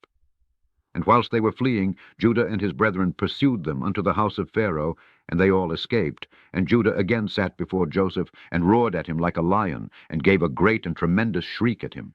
And the shriek was heard at a distance, and all the inhabitants of Succoth heard it, and all Egypt quaked at the sound of the shriek. And also the walls of Egypt and of the land of Goshen fell in from the shaking of the earth. And Pharaoh also fell from his throne upon the ground, and also all the pregnant women of Egypt and Goshen miscarried when they heard the noise of the shaking, for they were terribly afraid. And Pharaoh sent word, saying, What is this thing that has this day happened in the land of Egypt? And they came and told him all the things from beginning to end. And Pharaoh was alarmed, and he wondered and was greatly afraid. And his fright increased when he heard all these things, and he sent unto Joseph, saying, Thou hast brought unto me the Hebrews to destroy all Egypt. What wilt thou do with that thievish slave? Send him away, and let him go with his brethren, and let us not perish through their evil, even we, you and all Egypt. And if thou desirest not to do this thing, cast off from thee all my valuable things, and go with them to their land, if thou delightest in it. For they will this day destroy my whole country, and slay all my people. Even all the women of Egypt have miscarried through their screams. See what they have done merely by their shouting and speaking. Moreover, if they fight with the sword, they will destroy the land. Now, therefore, choose that which thou desirest, whether me or the Hebrews, whether Egypt or the land of the Hebrews. And they came and told Joseph all the words of Pharaoh that he had said concerning him. And Joseph was greatly afraid at the words of Pharaoh, and Judah and his brethren were still standing before Joseph, indignant and enraged.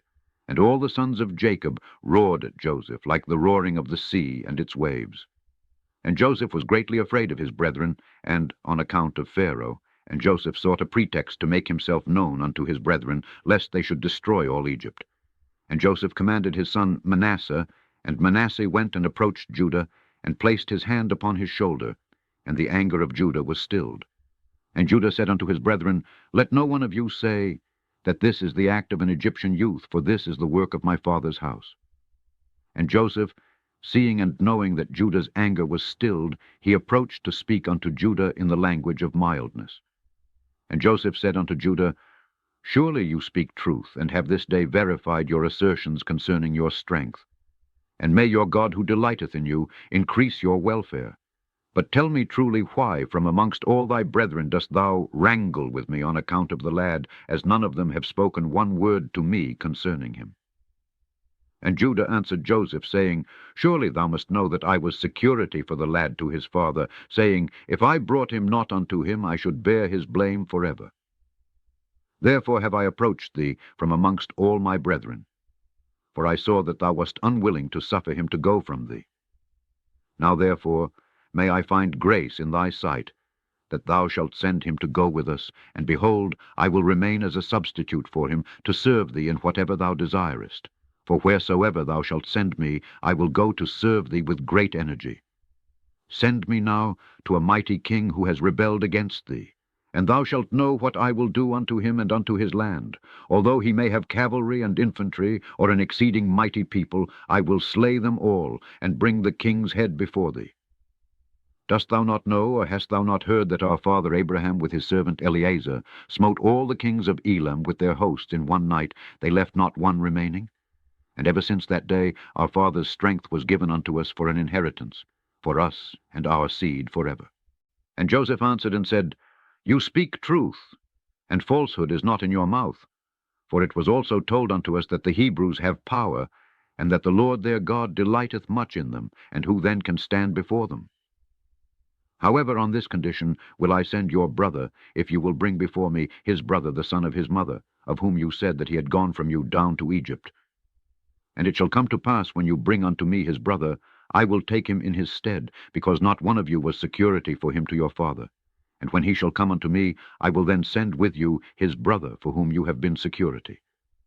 And Judah's anger was kindled against Joseph when he spoke this thing, and his eyes dropped blood with anger. And he said unto his brethren, How doth this man this day seek his own destruction, and that of all Egypt? And Simeon answered Joseph, saying, Did we not tell thee at first that we knew not the particular spot to which he went, and whether he be dead or alive? And wherefore speaketh my lord like unto these things? And Joseph, observing the countenance of Judah, discerned that his anger began to kindle when he spoke unto him, saying, Bring unto me your other brother instead of this brother. And Joseph said unto his brethren, Surely you said that your brother was either dead or lost. Now if I should call him this day, and he should come before you, would you give him unto me instead of his brother? And Joseph began to speak and call out, Joseph, Joseph, come this day before me, and appear to thy brethren, and sit before them.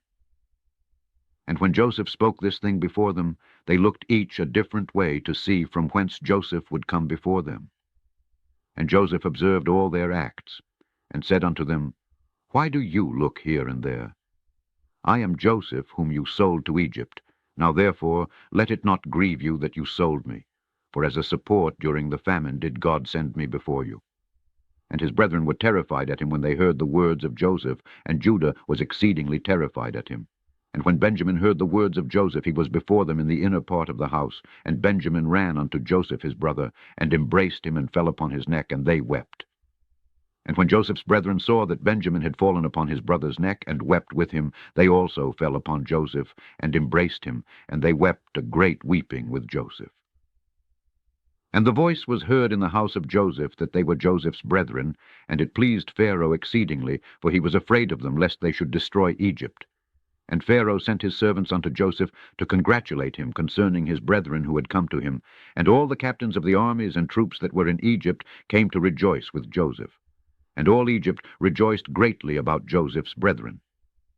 And Pharaoh sent his servants to Joseph, saying, Tell thy brethren to fetch all belonging to them, and let them come unto me, and I will place them in the best part of the land of Egypt. And they did so. And Joseph commanded him that was set over his house to bring out to his brethren gifts and garments. And he brought out to them many garments, being robes of royalty, and many gifts. And Joseph divided them amongst his brethren. And he gave unto each of his brethren a change of garments of gold and silver, and 300 pieces of silver. And Joseph commanded them all to be dressed in these garments, and to be brought before Pharaoh. And Pharaoh, seeing that all Joseph's brethren were valiant men, and of beautiful appearance, he greatly rejoiced. And they afterward went out from the presence of Pharaoh to go to the land of Canaan, to their father, and their brother Benjamin was with them. And Joseph rose up, and gave unto them 11 chariots from Pharaoh. And Joseph gave unto them his chariot, upon which he rode on the day of his being crowned in Egypt, to fetch his father to Egypt. And Joseph sent to all his brothers' children garments according to their numbers, and 100 pieces of silver to each of them. And he also sent garments to the wives of his brethren from the garments of the king's wives. And he sent them. And he gave unto each of his brethren 10 men to go with them to the land of Canaan to serve them, to serve their children, and all belonging to them, in coming to Egypt. And Joseph sent by the hand of his brother Benjamin 10 suits of garments for his 10 sons, a portion above the rest of the children of the sons of Jacob. And he sent to each 50 pieces of silver, and 10 chariots on the account of Pharaoh. And he sent to his father 10 asses laden with all the luxuries of Egypt, and 10 she-asses laden with corn and bread and nourishment for his father, and to all that were with him as provisions for the road. And he sent to his sister Dinah garments of silver and gold, and frankincense and myrrh and aloes, and women's ornaments in great plenty. And he sent the same from the wives of Pharaoh to the wives of Benjamin. And he gave unto all his brethren, also to their wives, all sorts of onyx stones and bdellium. And from all the valuable things amongst the great people of Egypt, nothing of all the costly things was left but what Joseph sent of to his father's household. And he sent his brethren away, and they went, and he sent his brother Benjamin with them. And Joseph went out with them to accompany them on the road unto the borders of Egypt. And he commanded them concerning his father and his household to come to Egypt. And he said unto them, Do not quarrel on the road, for this thing was from the Lord, to keep a great people from starvation, for there will be yet 5 years of famine in the land.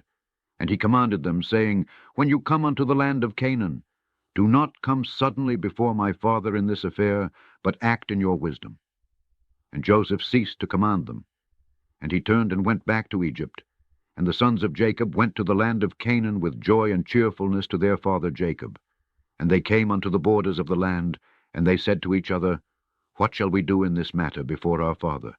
For if we come suddenly to him and tell him the matter, he will be greatly alarmed at our words, and will not believe us. And they went along until they came nigh unto their houses. And they found Sirach, the daughter of Asher, going forth to meet them. And the damsel was very good and subtle, and knew how to play upon the harp. And they called unto her, and she came before them, and she kissed them.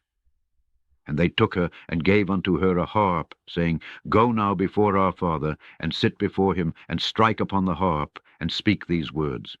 And they commanded her to go to their house, and she took the harp, and hastened before them. And she came and sat near Jacob.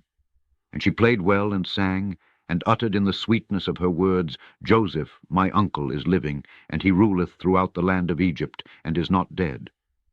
And she continued to repeat and utter these words. And Jacob heard her words, and they were agreeable to him. He listened whilst she repeated them twice and thrice.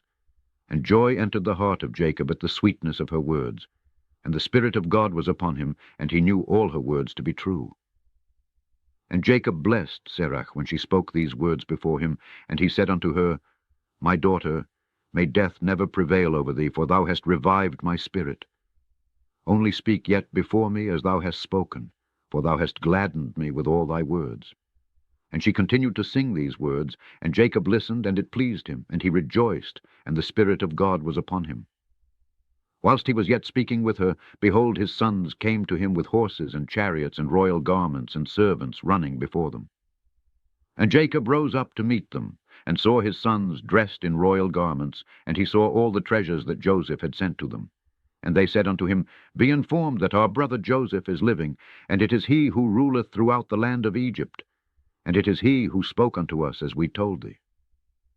And Jacob heard all the words of his sons, and his heart palpitated at their words, for he could not believe them until he saw all that Joseph had given them, and what he had sent him, and all the signs which Joseph had spoken unto them. And they opened out before him, and showed him all that Joseph had sent. They gave unto each what Joseph had sent him, and he knew that they had spoken the truth, and he rejoiced exceedingly on account of his son. And Jacob said, It is enough for me that my son Joseph is still living. I will go and see him before I die. And his sons told him all that had befallen them. And Jacob said, I will go down to Egypt to see my son and his offspring. And Jacob rose up, and put on the garments which Joseph had sent him, and after he had washed and shaved his hair, he put upon his head the turban which Joseph had sent him. And all the people of Jacob's house and their wives put on the garments which Joseph had sent to them, and they greatly rejoiced at Joseph that he was still living, and that he was ruling in Egypt. And all the inhabitants of Canaan heard of this thing, and they came and rejoiced much with Jacob that he was still living. And Jacob made a feast for them for 3 days. And all the kings of Canaan and nobles of the land ate and drank and rejoiced in the house of Jacob. Chapter 55.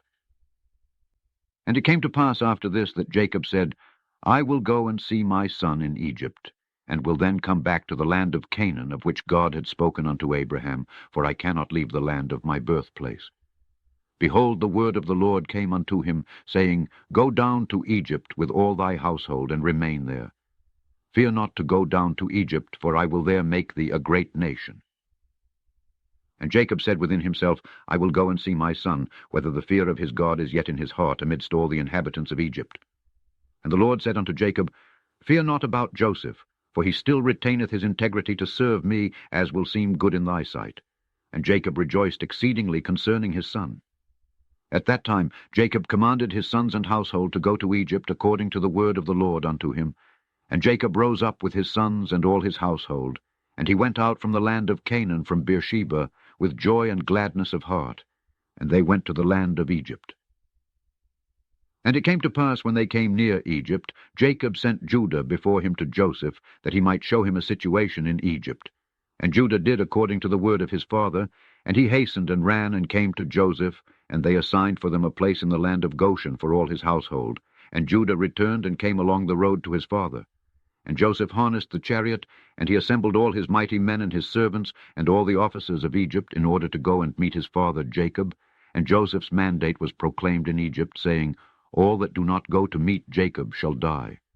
And on the next day Joseph went forth with all Egypt, a great and mighty host, all dressed in garments of fine linen and purple, and with instruments of silver and gold, and with their instruments of war with them. And they all went to meet Jacob with all sorts of musical instruments, with drums and timbrels, strewing myrrh and aloes all along the road, and they all went after this fashion. And the earth shook at their shouting. And all the women of Egypt went upon the roofs of Egypt and upon the walls to meet Jacob. And upon the head of Joseph was Pharaoh's regal crown, for Pharaoh had sent it unto him to put on at the time of his going to meet his father. And when Joseph came within 50 cubits of his father, he alighted from the chariot, and he walked toward his father.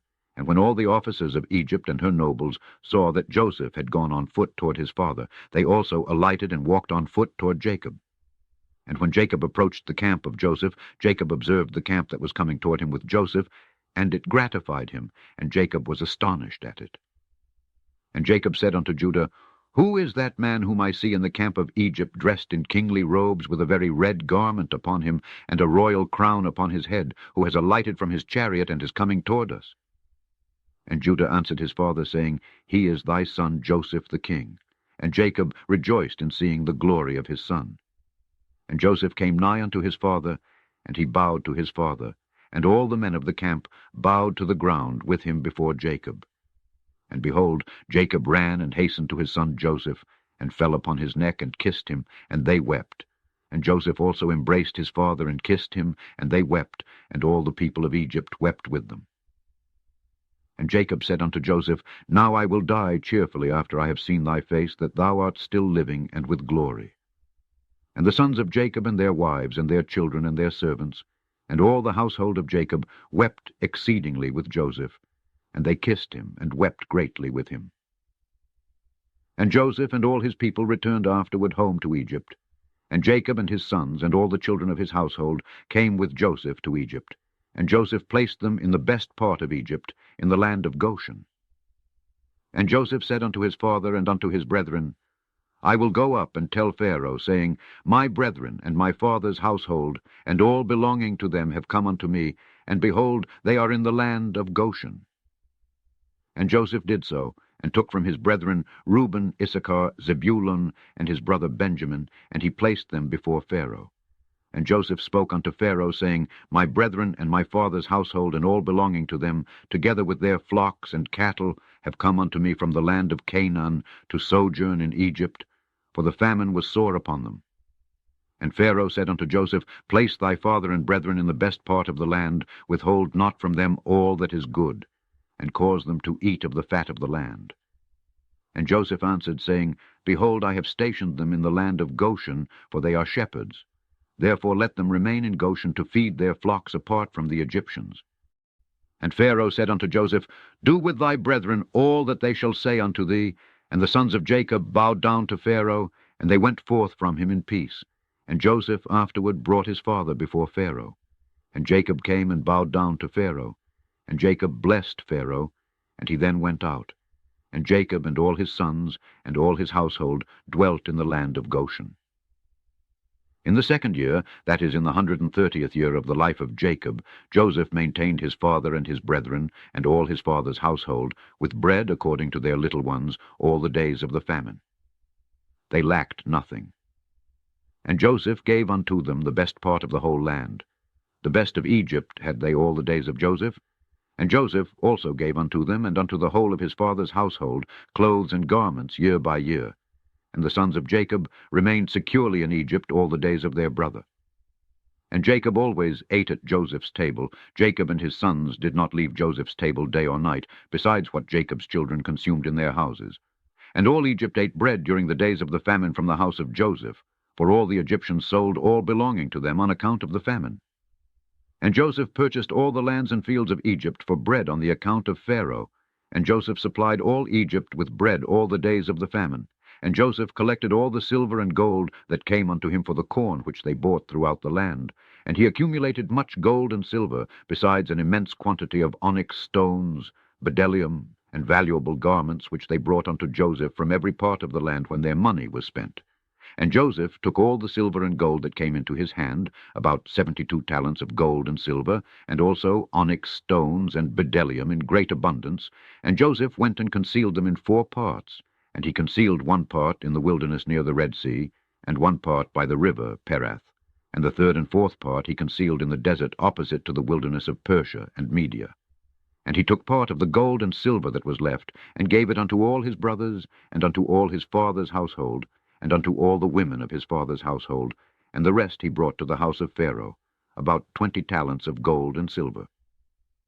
And Joseph gave all the gold and silver that was left unto Pharaoh, and Pharaoh placed it in the treasury. And the days of the famine ceased after that in the land, and they sowed and reaped in the whole land, and they obtained their usual quantity year by year. They lacked nothing. And Joseph dwelt securely in Egypt, and the whole land was under his advice. And his father and all his brethren dwelt in the land of Goshen, and took possession of it. And Joseph was very aged, advanced in days, and his 2 sons, Ephraim and Manasseh, remained constantly in the house of Jacob, together with the children of the sons of Jacob, their brethren, to learn the ways of the Lord and his law. And Jacob and his sons dwelt in the land of Egypt, in the land of Goshen, and they took possession in it, and they were fruitful and multiplied in it. Chapter 56. And Jacob lived in the land of Egypt 17 years, and the days of Jacob and the years of his life were 147 years. At that time Jacob was attacked with that illness of which he died, and he sent and called for his son Joseph from Egypt. And Joseph his son came from Egypt, and Joseph came unto his father. And Jacob said unto Joseph and unto his sons, Behold, I die, and the God of your ancestors will visit you, and bring you back to the land, which the Lord sware to give unto you and unto your children after you. Now therefore, when I am dead, bury me in the cave which is in Machpelah, in Hebron, in the land of Canaan, near my ancestors.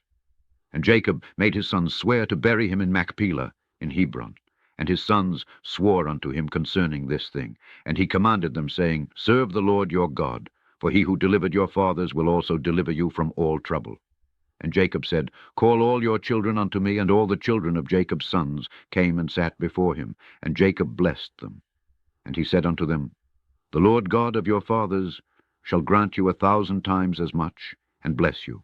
And may he give you the blessing of your father Abraham. And all the children of Jacob's sons went forth on that day after he had blessed them. And on the next day Jacob again called for his sons. And they all assembled and came to him and sat before him. And Jacob on that day blessed his sons before his death. Each man did he bless according to his blessing. Behold, it is written in the book of the law of the Lord appertaining to Israel. And Jacob said unto Judah, I know, my son, that thou art a mighty man for thy brethren. Reign over them, and thy sons shall reign over their sons forever. Only teach thy sons the bow and all the weapons of war, in order that they may fight the battles of their brother, who will rule over his enemies. And Jacob again commanded his sons on that day, saying, Behold, I shall be this day gathered unto my people. Carry me up from Egypt, and bury me in the cave of Machpelah, as I have commanded you. Howbeit take heed, I pray you, that none of your sons carry me, only yourselves. And this is the manner you shall do unto me, when you carry my body to go with it to the land of Canaan, to bury me. Judah, Issachar, and Zebulun shall carry my bier at the eastern side. Reuben, Simeon, and Gad at the south, Ephraim, Manasseh, and Benjamin at the west, Dan, Asher, and Naphtali at the north. Let not Levi carry with you, for he and his sons will carry the ark of the covenant of the Lord with the Israelites in the camp. Neither let Joseph my son carry, for as a king so let his glory be. Howbeit Ephraim and Manasseh shall be in their stead. Thus shall you do unto me when you carry me away. Do not neglect anything of all that I command you. And it shall come to pass when you do this unto me, that the Lord will remember you favorably, and your children after you forever. And you, my sons, honor each his brother and his relative, and command your children and your children's children after you to serve the Lord God of your ancestors all the days. In order that you may prolong your days in the land, you and your children and your children's children forever, when you do what is good and upright in the sight of the Lord your God, to go in all his ways. And thou, Joseph, my son, forgive, I pray thee, the prongs of thy brethren, and all their misdeeds, and the injury that they heaped upon thee, for God intended it for thine and thy children's benefit. And, O my son, leave not thy brethren to the inhabitants of Egypt, neither hurt their feelings, for behold, I consign them to the hand of God, and in thy hand to guard them from the Egyptians. And the sons of Jacob answered their father, saying, O our father, all that thou hast commanded us, so will we do. May God only be with us. And Jacob said unto his sons, So may God be with you, when you keep all his ways. Turn not from his ways either to the right or the left in performing what is good and upright in his sight. For I know that many and grievous troubles will befall you in the latter days in the land. Yea, your children and children's children only serve the Lord, and he will save you from all trouble. And it shall come to pass, when you shall go after God to serve him, and will teach your children after you, and your children's children, to know the Lord. Then will the Lord raise up unto you and your children a servant from amongst your children. And the Lord will deliver you through his hand from all affliction, and bring you out of Egypt, and bring you back to the land of your fathers, to inherit it securely. And Jacob ceased commanding his sons, and he drew his feet into the bed. He died, and was gathered to his people. And Joseph fell upon his father, and he cried out and wept over him, and he kissed him, and he called out in a bitter voice, and he said, O my father, my father. And his sons' wives and all his household came and fell upon Jacob, and they wept over him, and cried in a very loud voice concerning Jacob. And all the sons of Jacob rose up together, and they tore their garments, and they all put sackcloth upon their loins, and they fell upon their faces, and they cast dust upon their heads toward the heavens. And the thing was told unto Osnath Joseph's wife, and she rose up and put on a sack, and she with all the Egyptian women with her came and mourned and wept for Jacob. And also all the people of Egypt who knew Jacob came all on that day when they heard this thing, and all Egypt wept for many days. And also from the land of Canaan did the women come unto Egypt when they heard that Jacob was dead, and they wept for him in Egypt for 70 days. And it came to pass after this, that Joseph commanded his servants the doctors to embalm his father with myrrh and frankincense, and all manner of incense and perfume. And the doctors embalmed Jacob as Joseph had commanded them. And all the people of Egypt and the elders, and all the inhabitants of the land of Goshen, wept and mourned over Jacob. And all his sons and the children of his household lamented and mourned over their father Jacob many days. And after the days of his weeping had passed away, at the end of 70 days, Joseph said unto Pharaoh, I will go up and bury my father in the land of Canaan, as he made me swear, and then I will return. And Pharaoh sent Joseph, saying, Go up and bury thy father, as he said, and as he made thee swear. And Joseph rose up with all his brethren to go to the land of Canaan, to bury their father Jacob, as he had commanded them. And Pharaoh commanded that it should be proclaimed throughout Egypt, saying, Whoever goeth not up with Joseph and his brethren to the land of Canaan to bury Jacob shall die. And all Egypt heard of Pharaoh's proclamation, and they all rose up together, and all the servants of Pharaoh, and the elders of his house, and all the elders of the land of Egypt went up with Joseph. And all the officers and nobles of Pharaoh went up as the servants of Joseph. And they went to bury Jacob in the land of Canaan. And the sons of Jacob carried the bier upon which he lay, according to all that their father commanded them, so did his sons unto him. And the bier was of pure gold, and it was inlaid round about with onyx stones and bdellium. And the covering of the bier was gold-woven work, joined with threads, and over them were hooks of onyx stones and bdellium. And Joseph placed upon the head of his father Jacob a large golden crown, and he put a golden scepter in his hand, and they surrounded the bier, as was the custom of kings during their lives. And all the troops of Egypt went before him in this array, at first all the mighty men of Pharaoh, and the mighty men of Joseph, and after them the rest of the inhabitants of Egypt, and they were all girded with swords and equipped with coats of mail, and the trappings of war were upon them. And all the weepers and mourners went at a distance opposite to the bier, going and weeping and lamenting, and the rest of the people went after the bier. And Joseph and his household went together near the bier, barefooted and weeping, and the rest of Joseph's servants went around him. Each man had his ornaments upon him, and they were all armed with their weapons of war. And 50 of Jacob's servants went in front of the bier, and they strewed along the road myrrh and aloes, and all manner of perfume. And all the sons of Jacob that carried the bier walked upon the perfumery. And the servants of Jacob went before them, strewing the perfume along the road. And Joseph went up with a heavy camp, and they did after this manner every day until they reached the land of Canaan. And they came to the threshing floor of Atad, which was on the other side of Jordan. And they mourned an exceeding great and heavy mourning in that place. And all the kings of Canaan heard of this thing, and they all went forth, each man from his house, 31 kings of Canaan. And they all came with their men to mourn and weep over Jacob. And all these kings beheld Jacob's bier, and behold, Joseph's crown was upon it. And they also put their crowns upon the bier, and encircled it with crowns. And all these kings made in that place a great and heavy mourning with the sons of Jacob and Egypt over Jacob, for all the kings of Canaan knew the valor of Jacob and his sons. And the report reached Esau, saying, Jacob died in Egypt, and his sons and all Egypt are conveying him to the land of Canaan to bury him. And Esau heard this thing, and he was dwelling in Mount Seir, and he rose up with his sons and all his people and all his household, a people exceedingly great. And they came to mourn and weep over Jacob. And it came to pass, when Esau came, he mourned for his brother Jacob, and all Egypt and all Canaan again rose up, and mourned a great mourning with Esau over Jacob in that place. And Joseph and his brethren brought their father Jacob from that place, and they went to Hebron to bury Jacob in the cave by his fathers.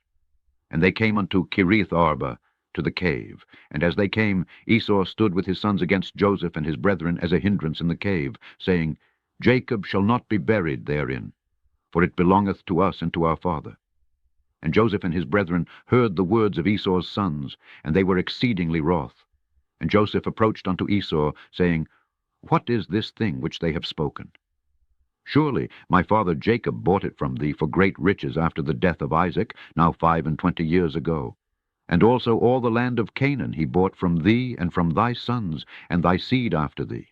And Jacob bought it for his sons, and his seed after him, for an inheritance forever. And why speakest thou these things this day?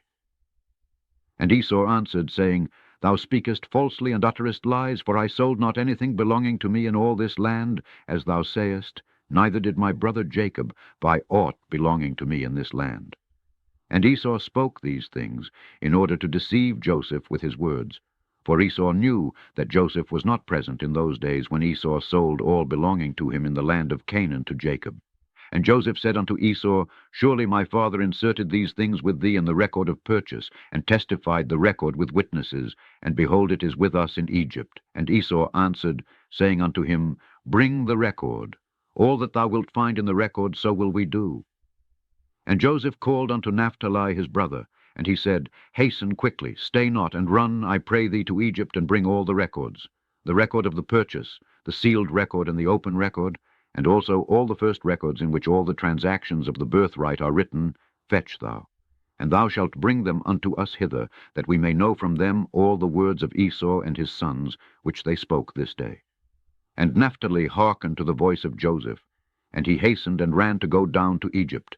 And Naphtali was lighter on foot than any of the stags that were upon the wilderness, for he would go upon ears of corn without crushing them. And when Esau saw that Naphtali had gone to fetch the records, he and his sons increased their resistance against the cave, and Esau and all his people rose up against Joseph and his brethren to battle. And all the sons of Jacob and the people of Egypt fought with Esau and his men. And the sons of Esau and his people were smitten before the sons of Jacob. And the sons of Jacob slew of Esau's people 40 men. And Chushim the son of Dan, the son of Jacob, was at that time with Jacob's sons, but he was about 100 cubits distant from the place of battle, for he remained with the children of Jacob's sons by Jacob's bier to guard it. And Chushim was dumb and deaf. Still he understood the voice of consternation amongst men. And he asked, saying, Why do you not bury the dead, and what is this great consternation? And they answered him the words of Esau and his sons. And he ran to Esau in the midst of the battle, and he slew Esau with a sword, and he cut off his head, and it sprang to a distance, and Esau fell amongst the people of the battle. And when Chushim did this thing, the sons of Jacob prevailed over the sons of Esau, and the sons of Jacob buried their father Jacob by force in the cave, and the sons of Esau beheld it. And Jacob was buried in Hebron, in the cave of Machpelah, which Abraham had bought from the sons of Heth for the possession of a burial place, and he was buried in very costly garments.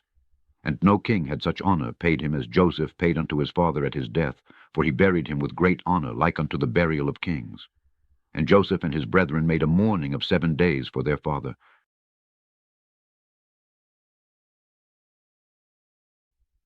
Chapter 57. And it was after this that the sons of Esau waged war with the sons of Jacob, and the sons of Esau fought with the sons of Jacob in Hebron. And Esau was still lying dead and not buried. And the battle was heavy between them, and the sons of Esau were smitten before the sons of Jacob, and the sons of Jacob slew of the sons of Esau 80 men, and not one died of the people of the sons of Jacob, and the hand of Joseph prevailed over all the people of the sons of Esau. And he took Zepho, the son of Eliphaz, the son of Esau, and 50 of his men captive, and he bound them with chains of iron, and gave them into the hand of his servants to bring them to Egypt. And it came to pass, when the sons of Jacob had taken Zepho and his people captive, all those that remained were greatly afraid of their lives from the house of Esau, lest they should also be taken captive. And they all fled with Eliphaz the son of Esau and his people, with Esau's body. And they went on their road to Mount Seir. And they came unto Mount Seir, and they buried Esau in Seir. But they had not brought his head with them to Seir, for it was buried in that place where the battle had been in Hebron. And it came to pass, when the sons of Esau had fled from before the sons of Jacob pursued them unto the borders of Seir. But they did not slay a single man from amongst them when they pursued them. For Esau's body, which they carried with them, excited their confusion. So they fled, and the sons of Jacob turned back from them, and came up to the place where their brethren were in Hebron. And they remained there on that day, and on the next day, until they rested from the battle. And it came to pass on the 3rd day, they assembled all the sons of Esir the Horite, and they assembled all the children of the east, a multitude of people like the sand of the sea, And they went and came down to Egypt to fight with Joseph and his brethren, in order to deliver their brethren. And Joseph and all the sons of Jacob heard that the sons of Esau and the children of the east had come upon them to battle, in order to deliver their brethren. And Joseph and his brethren and the strong men of Egypt went forth and fought in the city of Ramesses, and Joseph and his brethren dealt out a tremendous blow amongst the sons of Esau and the children of the east. And they slew of them 600,000 men, and they slew amongst them all the mighty men of the children of Seir the Horite. There were only a few of them left, and they slew also a great many of the children of the east, and of the children of Esau. And Eliphaz the son of Esau, and the children of the east, all fled before Joseph and his brethren. And Joseph and his brethren pursued them until they came unto Succoth. And they yet slew of them in Succoth 30 men, and the rest escaped, and they fled each to his city. And Joseph and his brethren and the mighty men of Egypt turned back from them with joy and cheerfulness of heart, for they had smitten all their enemies. And Zepho the son of Eliphaz and his men were still slaves in Egypt to the sons of Jacob, and their pains increased. And when the sons of Esau and the sons of Seir returned to their land, the sons of Seir saw that they had all fallen into the hands of the sons of Jacob and the people of Egypt on account of the battle of the sons of Esau. And the sons of Seir said unto the sons of Esau, You have seen, and therefore you know that this camp was on your account, and not one mighty man or an adept in war remaineth. Now therefore go forth from our land, go from us to the land of Canaan, to the land of the dwelling of your fathers. Wherefore shall your children inherit the effects of our children in latter days?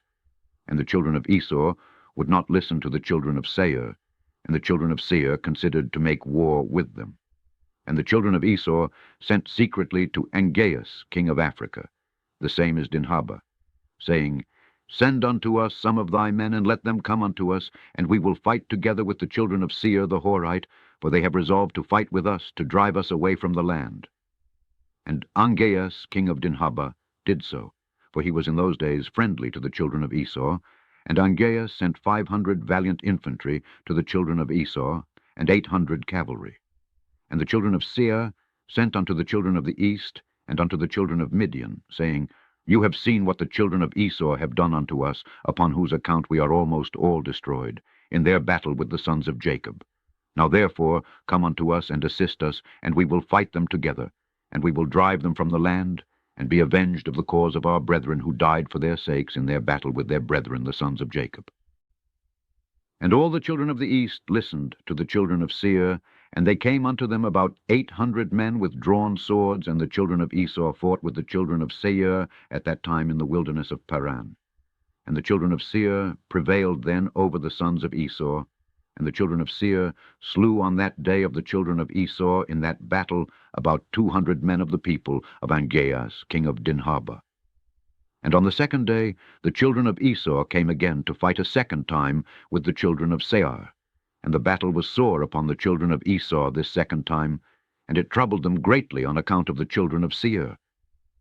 And when the children of Esau saw that the children of Seir were more powerful than they were, some men of the children of Esau turned and assisted the children of Seir their enemies.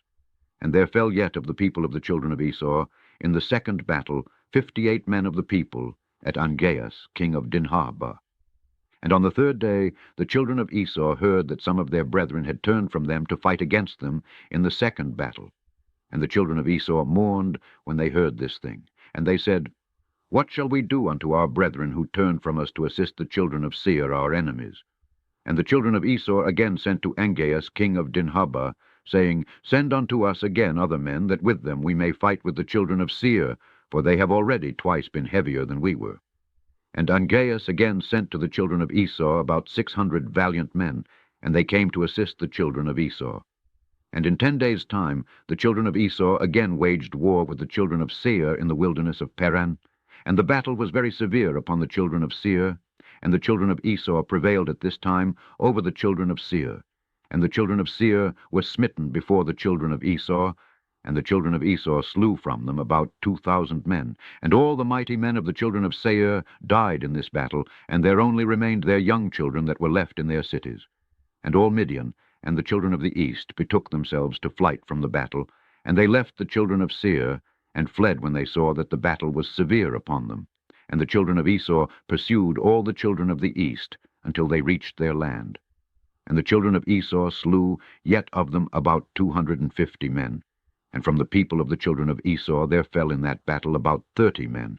But this evil came upon them through their brethren, turning from them to assist the children of Seir the Horite. And the children of Esau again heard of the evil doings of their brethren, and they again mourned on account of this thing. And it came to pass after the battle, the children of Esau turned back and came home unto Seir. And the children of Esau slew those who had remained in the land of the children of Seir. They slew also their wives and little ones. They left not a soul alive, except 50 young lads and damsels whom they suffered to live. And the children of Esau did not put them to death. And the lads became their slaves, and the damsels they took for wives.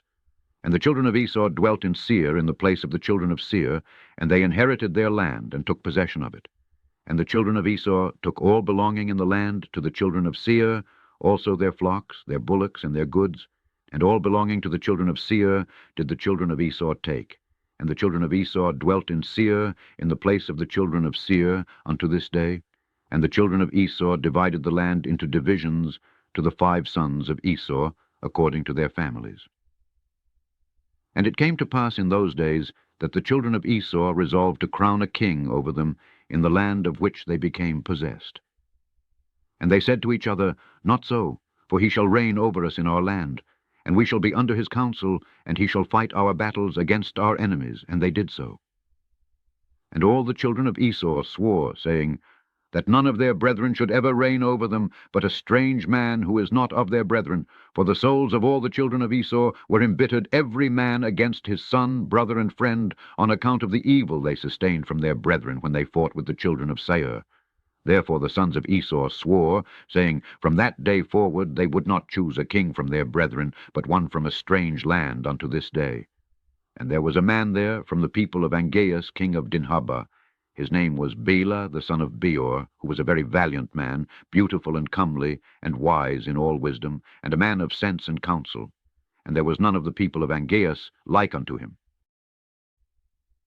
And all the children of Esau took him and anointed him, and they crowned him for a king, and they bowed down to him, and they said unto him, May the king live, may the king live. And they spread out the sheet. And they brought him each man earrings of gold and silver, or rings or bracelets, and they made him very rich in silver and in gold, in onyx stones and bdellium. And they made him a royal throne, and they placed a regal crown upon his head, and they built a palace for him, and he dwelt therein, and he became king over all the children of Esau. And the people of Angeas took their hire for their battle from the children of Esau, and they went and returned at that time to their master in Dinhabah. And Bela reigned over the children of Esau 30 years, and the children of Esau dwelt in the land instead of the children of Seir, and they dwelt securely in their stead unto this day.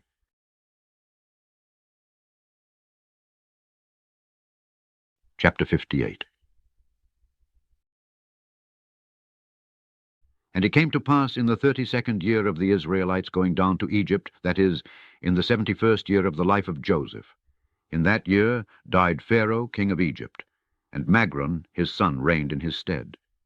And Pharaoh commanded Joseph before his death to be a father to his son Magron, and that Magron should be under the care of Joseph and under his counsel. And all Egypt consented to this thing, that Joseph should be king over them. For all the Egyptians loved Joseph as of heretofore, only Magron the son of Pharaoh sat upon his father's throne, and he became king in those days in his father's stead. Magron was 41 years old when he began to reign, and 40 years he reigned in Egypt, and all Egypt called his name Pharaoh after the name of his father, as it was their custom to do in Egypt to every king that reigned over them.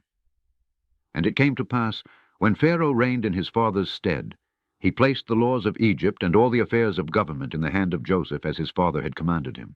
And Joseph became king over Egypt, for he superintended over all Egypt, and all Egypt was under his care and under his counsel, for all Egypt inclined to Joseph after the death of Pharaoh. And they loved him exceedingly to reign over them. But there were some people amongst them who did not like him, saying, No stranger shall reign over us. Still the whole government of Egypt devolved in those days upon Joseph after the death of Pharaoh, he being the regulator, doing as he liked throughout the land without any one interfering. And all Egypt was under the care of Joseph, and Joseph made war with all his surrounding enemies, and he subdued them. Also all the land and all the Philistines unto the borders of Canaan did Joseph subdue. and they were all under his power, and they gave a yearly tax unto Joseph. And Pharaoh king of Egypt sat upon his throne in his father's stead, but he was under the control and counsel of Joseph, as he was at first under the control of his father.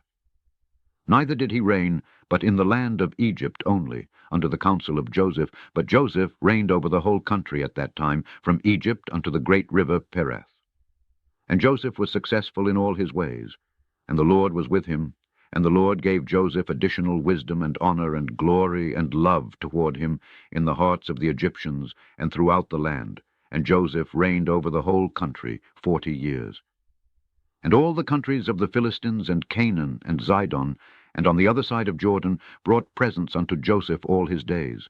And the whole country was in the hand of Joseph, and they brought unto him a yearly tribute as it was regulated. For Joseph had fought against all his surrounding enemies and subdued them.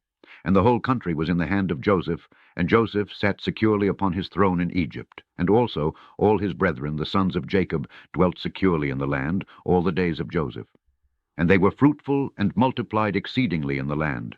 And they served the Lord all their days, as their father Jacob had commanded them. And it came to pass at the end of many days and years, when the children of Esau were dwelling quietly in their land with Bela their king, that the children of Esau were fruitful and multiplied in the land, and they resolved to go and fight with the sons of Jacob and all Egypt, and to deliver their brother Zepho the son of Eliphaz and his men, for they were yet in those days slaves to Joseph. And the children of Esau sent unto all the children of the east, and they made peace with them, and all the children of the east came unto them to go with the children of Esau to Egypt to battle. And there came also unto them of the people of Angaeus, king of Dinhabah, and they also sent unto the children of Ishmael, and they also came unto them. And all this people assembled, and came unto Seir to assist the children of Esau in their battle. And this camp was very large and heavy with people, numerous as the sand of the sea, about 800,000 men, infantry and cavalry. And all these troops went down to Egypt to fight with the sons of Jacob, and they encamped by Ramesses. And Joseph went forth with his brethren with the mighty men of Egypt, about 600 men, and they fought with them in the land of Ramesses. And the sons of Jacob at that time again fought with the children of Esau, in the 50th year of the sons of Jacob going down to Egypt, that is the 30th year of the reign of Bela, over the children of Esau in Seir. And the Lord gave all the mighty men of Esau and the children of the east into the hand of Joseph and his brethren. And the people of the children of Esau and the children of the east were smitten before Joseph. And of the people of Esau and the children of the east that were slain, there fell before the sons of Jacob about 200,000 men, and their king Bela the son of Beor fell with them in the battle. And when the children of Esau saw that their king had fallen in battle and was dead, their hands became weak in the combat. And Joseph and his brethren and all Egypt were still smiting the people of the house of Esau. And all Esau's people were afraid of the sons of Jacob, and fled from before them. And Joseph and his brethren and all Egypt pursued them a day's journey, and they slew yet from them about 300 men, continuing to smite them in the road. And they afterward turned back from them. And Joseph and all his brethren returned to Egypt. Not one man was missing from them, but of the Egyptians there fell 12 men. And when Joseph returned to Egypt, he ordered Zepho and his men to be additionally bound, and they bound them in irons, and they increased their grief. And all the people of the children of Esau and the children of the east returned in shame each unto his city, for all the mighty men that were with them had fallen in battle. And when the children of Esau saw that their king had died in battle, they hastened and took a man from the people of the children of the east. His name was Jobab, the son of Zarach, from the land of Botzrah. And they caused him to reign over them instead of Bela their king. And Jobab sat upon the throne of Bela as king in his stead, and Jobab reigned in Edom over all the children of Esau 10 years. And the children of Esau went no more to fight with the sons of Jacob from that day forward. For the sons of Esau knew the valor of the sons of Jacob, and they were greatly afraid of them. But from that day forward the children of Esau hated the sons of Jacob, and the hatred and enmity were very strong between them all the days unto this day. And it came to pass after this, at the end of 10 years, Jobab, the son of Zarach, from Botzrah died, and the children of Esau took a man whose name was Chushim, from the land of Teman, and they made him king over them instead of Jobab. And Chushim reigned in Edom over all the children of Esau for 20 years. And Joseph, king of Egypt, and his brethren, and all the children of Israel dwelt securely in Egypt in those days, together with all the children of Joseph and his brethren, having no hindrance or evil accident.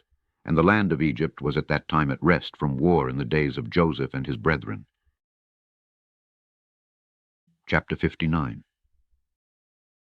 And these are the names of the sons of Israel who dwelt in Egypt, who had come with Jacob. All the sons of Jacob came unto Egypt, every man with his household. The children of Leah were Reuben, Simeon, Levi, Judah, Issachar, and Zebulun, and their sister Dinah. And the sons of Rachel were Joseph and Benjamin. And the sons of Zilpah, the handmaid of Leah, were Gad and Asher. And the sons of Bilhah, the handmaid of Rachel, were Dan and Naphtali.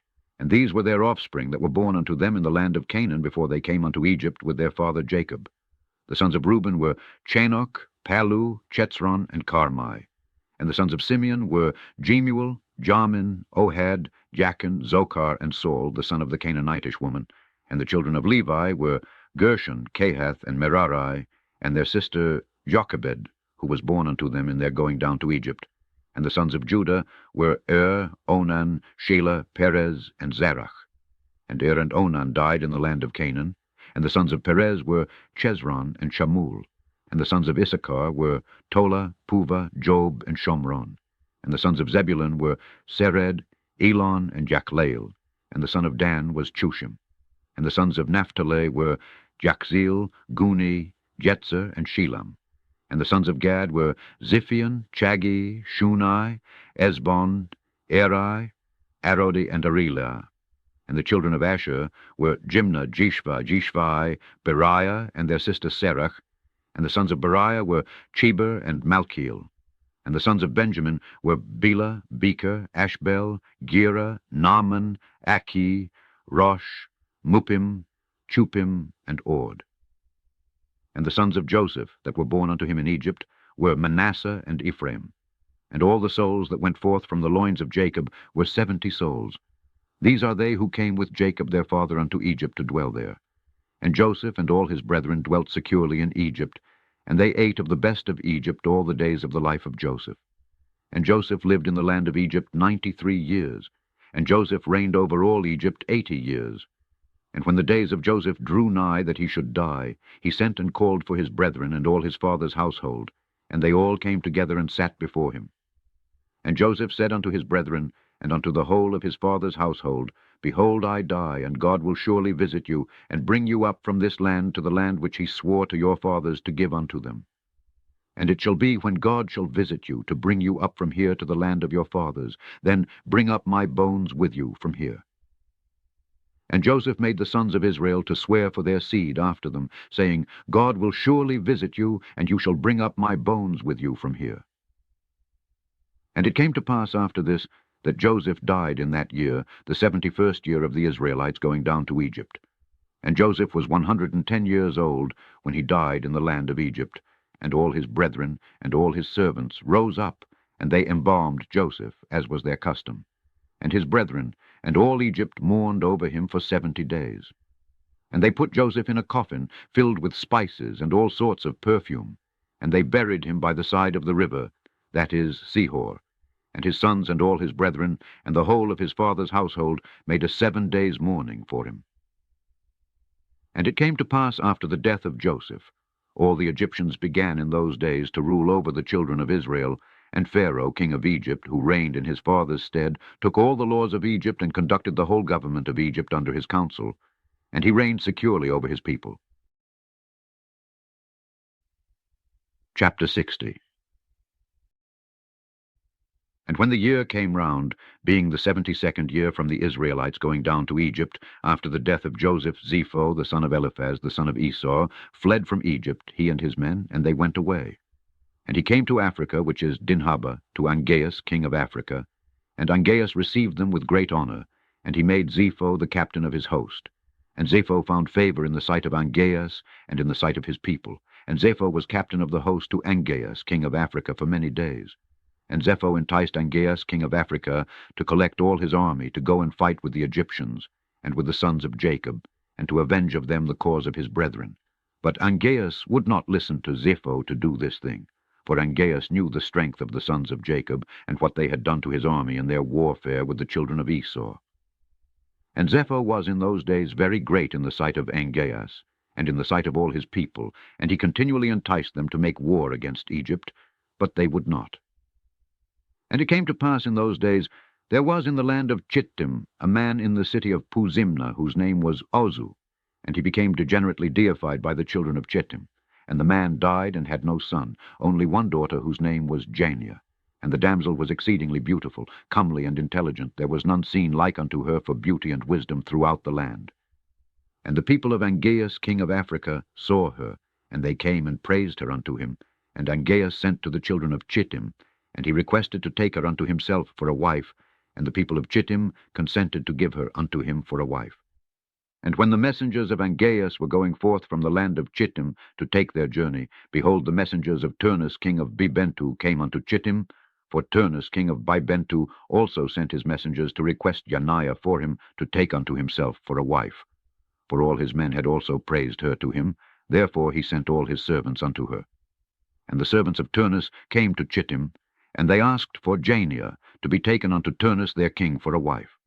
And the people of Chittim said unto them, We cannot give her, because Angeas king of Africa desired her to take her unto him for a wife before you came, and that we should give her unto him. And now therefore we cannot do this thing to deprive Angeas of the damsel in order to give her unto Turnus. For we are greatly afraid of Angeas, lest he come in battle against us and destroy us, and Turnus your master will not be able to deliver us from his hand. And when the messengers of Turnus heard all the words of the children of Chittim, they turned back to their master, and told him all the words of the children of Chittim. And the children of Chittim sent a memorial to Angeas, saying, Behold, Turnus has sent for Jania to take her unto him for a wife, and thus have we answered him. And we heard that he has collected his whole army to go to war against thee, and he intends to pass by the road of Sardunia to fight against thy brother Lucas, and after that he will come to fight against thee. And Angeas heard the words of the children of Chittim, which they sent to him in the record, and his anger was kindled, and he rose up and assembled his whole army, and came through the islands of the sea, the road to Sardunia, unto his brother Lucas, king of Sardunia. And Niblos, the son of Lucas, heard that his uncle Angeas was coming, and he went out to meet him with a heavy army, and he kissed him and embraced him. And Niblos said unto Angeas, When thou askest my father after his welfare, when I shall go with thee to fight with Turnus, ask of him to make me captain of his host. And Angeas did so. And he came unto his brother, and his brother came to meet him, and he asked him after his welfare. And Angeas asked his brother Lucas after his welfare, and to make his son Niblos captain of his host, and Lucas did so. And Angeas and his brother Lucas rose up, and they went toward Turnus to battle, and there was with them a great army and a heavy people. And he came in ships, and they came into the province of Ashtoreth, and behold, Turnus came toward them, for he went forth to Sardunia, and intended to destroy it, and afterward to pass on from there to Angeas to fight with him. And Angeas and Lucas his brother met Turnus in the valley of Canopia, and the battle was strong and mighty between them in that place. And the battle was severe upon Lucas king of Sardunia, and all his army fell, and Niblos his son fell also in that battle. And his uncle Angeas commanded his servants, and they made a golden coffin for Niblos, and they put him into it. And Angeas again waged battle toward Turnus, and Angeas was stronger than he, and he slew him, and he smote all his people with the edge of the sword, and Angeas avenged the cause of Niblos his brother's son, and the cause of the army of his brother Lucas. And when Turnus died, the hands of those that survived the battle became weak, and they fled from before Angeas and Lucas his brother. And Angeas and his brother Lucas pursued them unto the high road, which is between Alphanu and Roma, and they slew the whole army of Turnus with the edge of the sword. And Lucas king of Sardunia commanded his servants that they should make a coffin of brass, and that they should place therein the body of his son Niblos, and they buried him in that place. And they built upon it a high tower there upon the high road, and they called its name after the name of Niblos unto this day, and they also buried Turnus king of Bibentu there in that place with Niblos.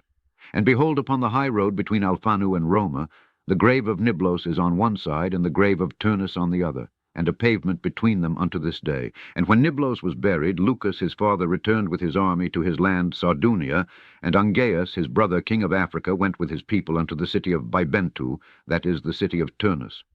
And the inhabitants of Bibentu heard of his fame, and they were greatly afraid of him. And they went forth to meet him with weeping and supplication. And the inhabitants of Bibentu entreated of Angeas not to slay them, nor destroy their city. And he did so, for Bibentu was in those days reckoned as one of the cities of the children of Chittim, therefore he did not destroy the city. But from that day forward the troops of the king of Africa would go to Chittim to spoil and plunder it. And whenever they went, Zepho, the captain of the host of Angeas, would go with them. And it was after this that Angeas turned with his army, and they came to the city of Puzimna. And Angeas took thence Jenia the daughter of Ozu for a wife, and brought her unto his city, unto Africa. Chapter 61. And it came to pass at that time, Pharaoh king of Egypt commanded all his people to make for him a strong palace in Egypt. And he also commanded the sons of Jacob to assist the Egyptians in the building. And the Egyptians made a beautiful and elegant palace for a royal habitation, and he dwelt therein, and he renewed his government, and he reigned securely. And Zebulun the son of Jacob died in that year, that is the 72nd year of the going down of the Israelites to Egypt. And Zebulun died 114 years old, and was put into a coffin, and given into the hands of his children. And in the 75th year died his brother Simeon. He was 120 years old at his death. And he was also put into a coffin, and given into the hands of his children. And Zepho the son of Eliphaz, the son of Esau, captain of the host to Angeas king of Dinhabah, was still daily enticing Angeas to prepare for battle to fight with the sons of Jacob in Egypt. And Angeas was unwilling to do this thing, for his servants had related to him all the might of the sons of Jacob, what they had done unto them in their battle with the children of Esau. And Zepho was in those days daily enticing Angeas to fight with the sons of Jacob in those days. And after some time Angeas hearkened to the words of Zepho, and consented to him to fight with the sons of Jacob in Egypt. And Angeas got all his people in order, a people numerous as the sand which is upon the seashore, and he formed his resolution to go to Egypt to battle.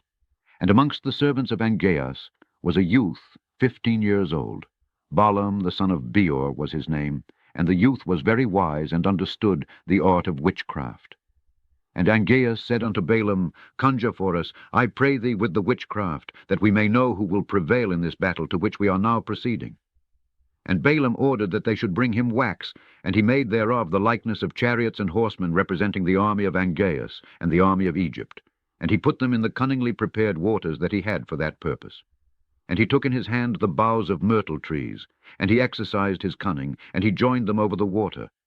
And there appeared unto him in the water the resembling images of the hosts of Angeas, falling before the resembling images of the Egyptians and the sons of Jacob. And Balaam told this thing to Angeas. And Angeas despaired, and did not arm himself to go down to Egypt to battle, and he remained in his city.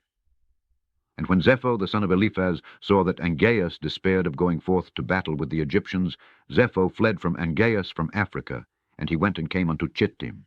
And all the people of Chittim received him with great honor, and they hired him to fight their battles all the days.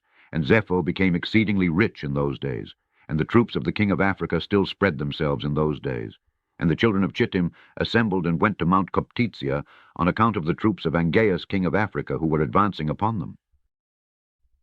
And it was one day that Zepho lost a young heifer, and he went to seek it, and he heard it lowing round about the mountain. And Zepho went, and he saw, and behold, there was a large cave at the bottom of the mountain. And there was a great stone there at the entrance of the cave, and Zepho split the stone, and he came into the cave, and he looked, and behold, a large animal was devouring the ox. From the middle upward it resembled a man, and from the middle downward it resembled an animal. And Zepho rose up against the animal, and slew it with his swords. And the inhabitants of Chittim heard of this thing, and they rejoiced exceedingly. And they said, What shall we do unto this man who has slain this animal that devoured our cattle? And they all assembled to consecrate one day in the year to him, and they called the name thereof Zepho after his name.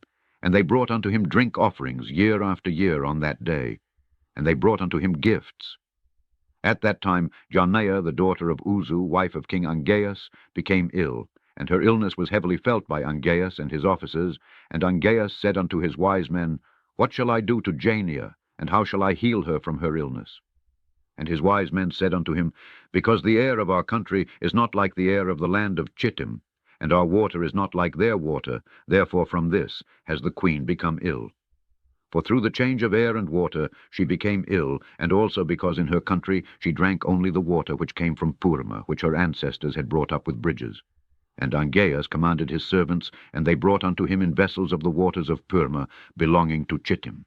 And they weighed those waters with all the waters of the land of Africa, and they found those waters lighter than the waters of Africa. And Angeas saw this thing, and he commanded all his officers to assemble the hewers of stone in thousands and tens of thousands, and they hewed stone without number.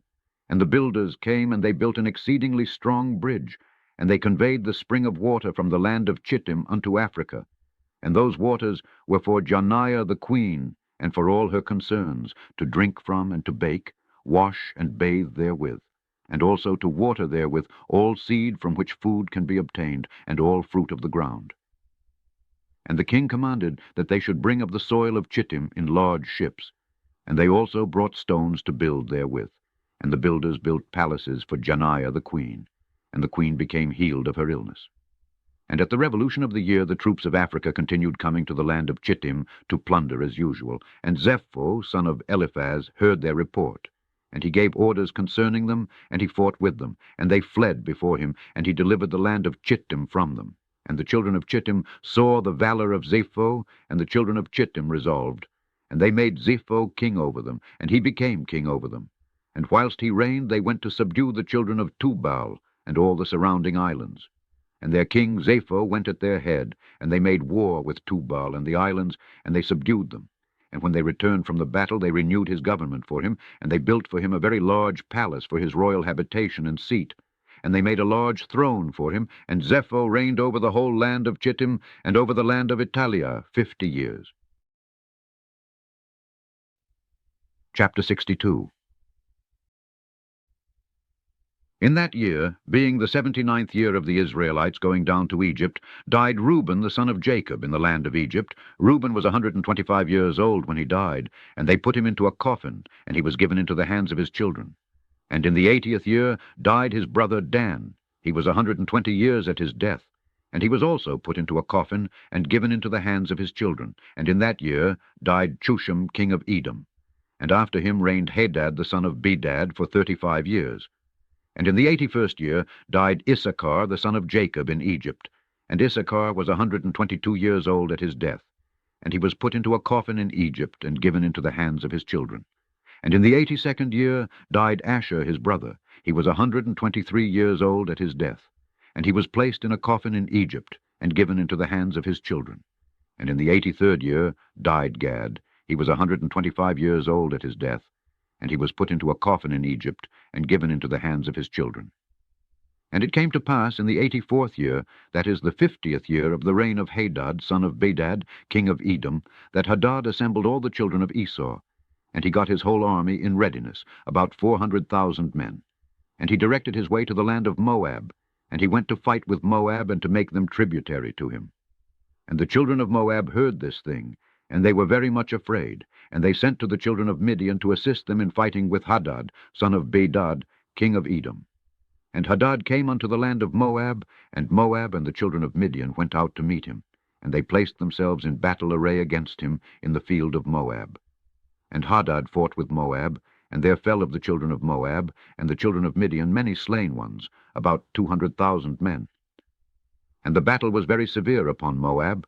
And when the children of Moab saw that the battle was sore upon them, they weakened their hands, and turned their backs, and left the children of Midian to carry on the battle.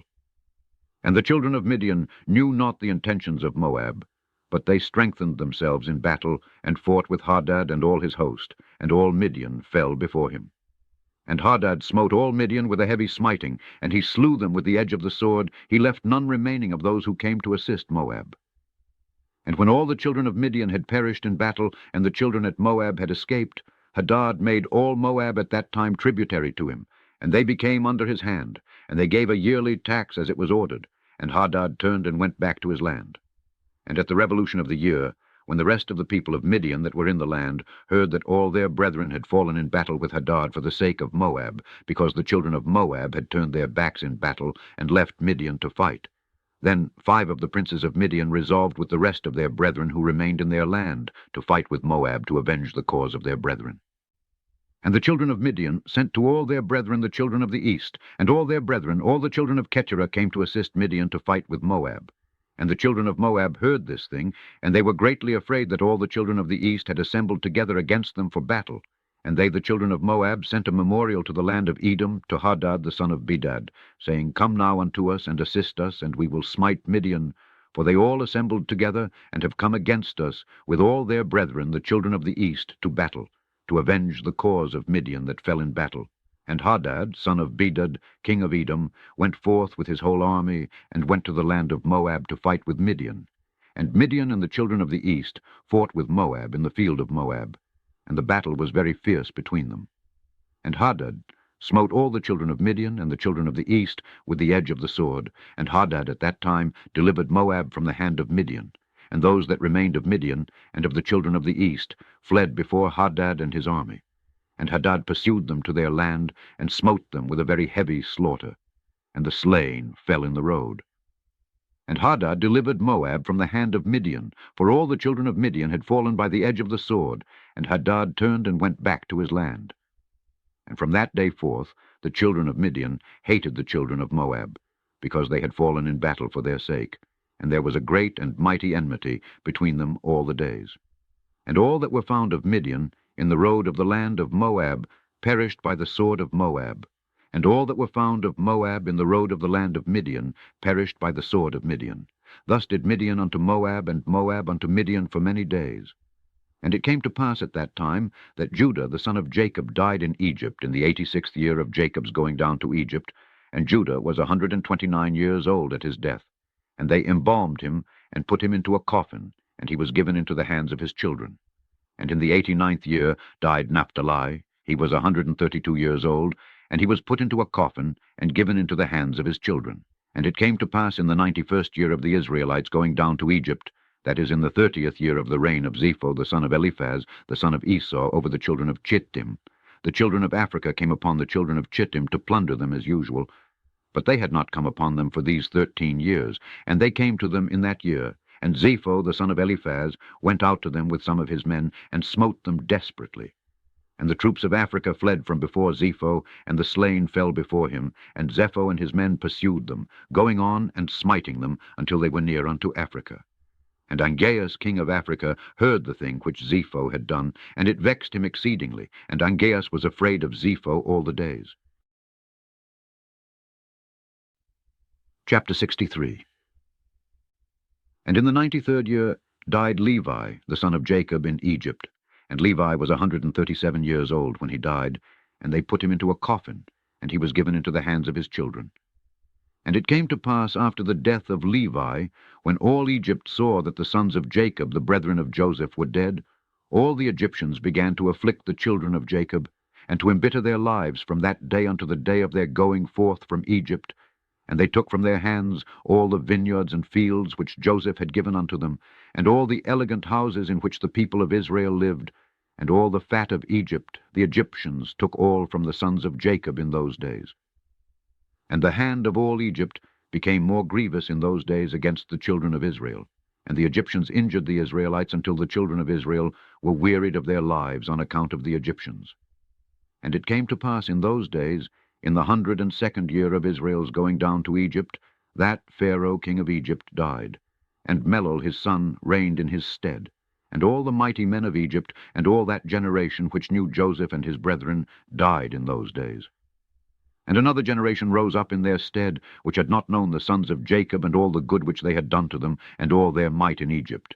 Therefore all Egypt began from that day forth to embitter the lives of the sons of Jacob, and to afflict them with all manner of hard labor, because they had not known their ancestors, who had delivered them in the days of the famine. And this was also from the Lord, for the children of Israel, to benefit them in their latter days, in order that all the children of Israel might know the Lord their God. And in order to know the signs and mighty wonders which the Lord would do in Egypt on account of his people Israel, in order that the children of Israel might fear the Lord God of their ancestors, and walk in all his ways, they and their seed, after them all the days.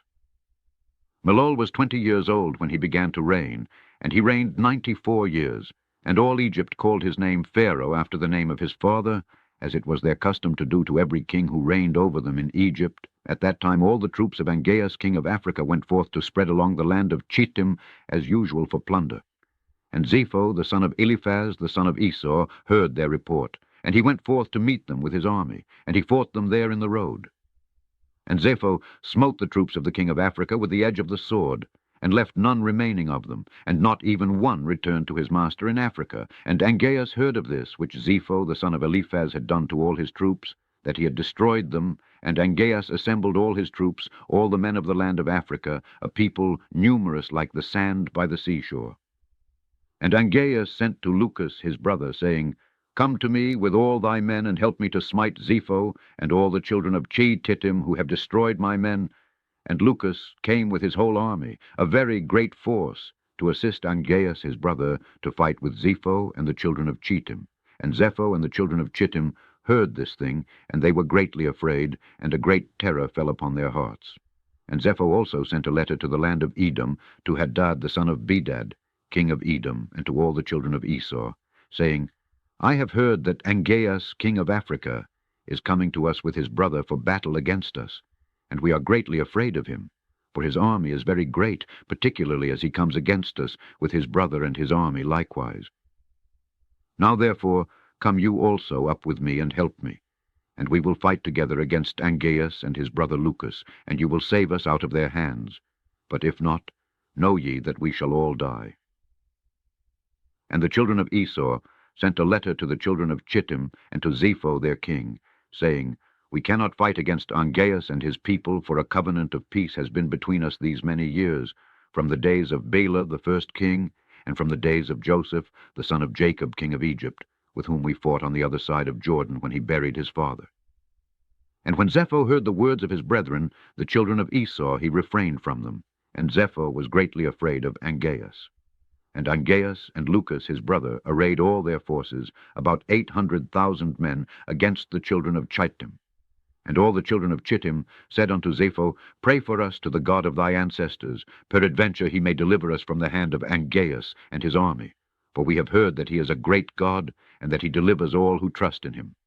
And Zepho heard their words, and Zepho sought the Lord, and he said, O Lord God of Abraham and Isaac, my ancestors, this day I know that thou art a true God, and all the gods of the nations are vain and useless.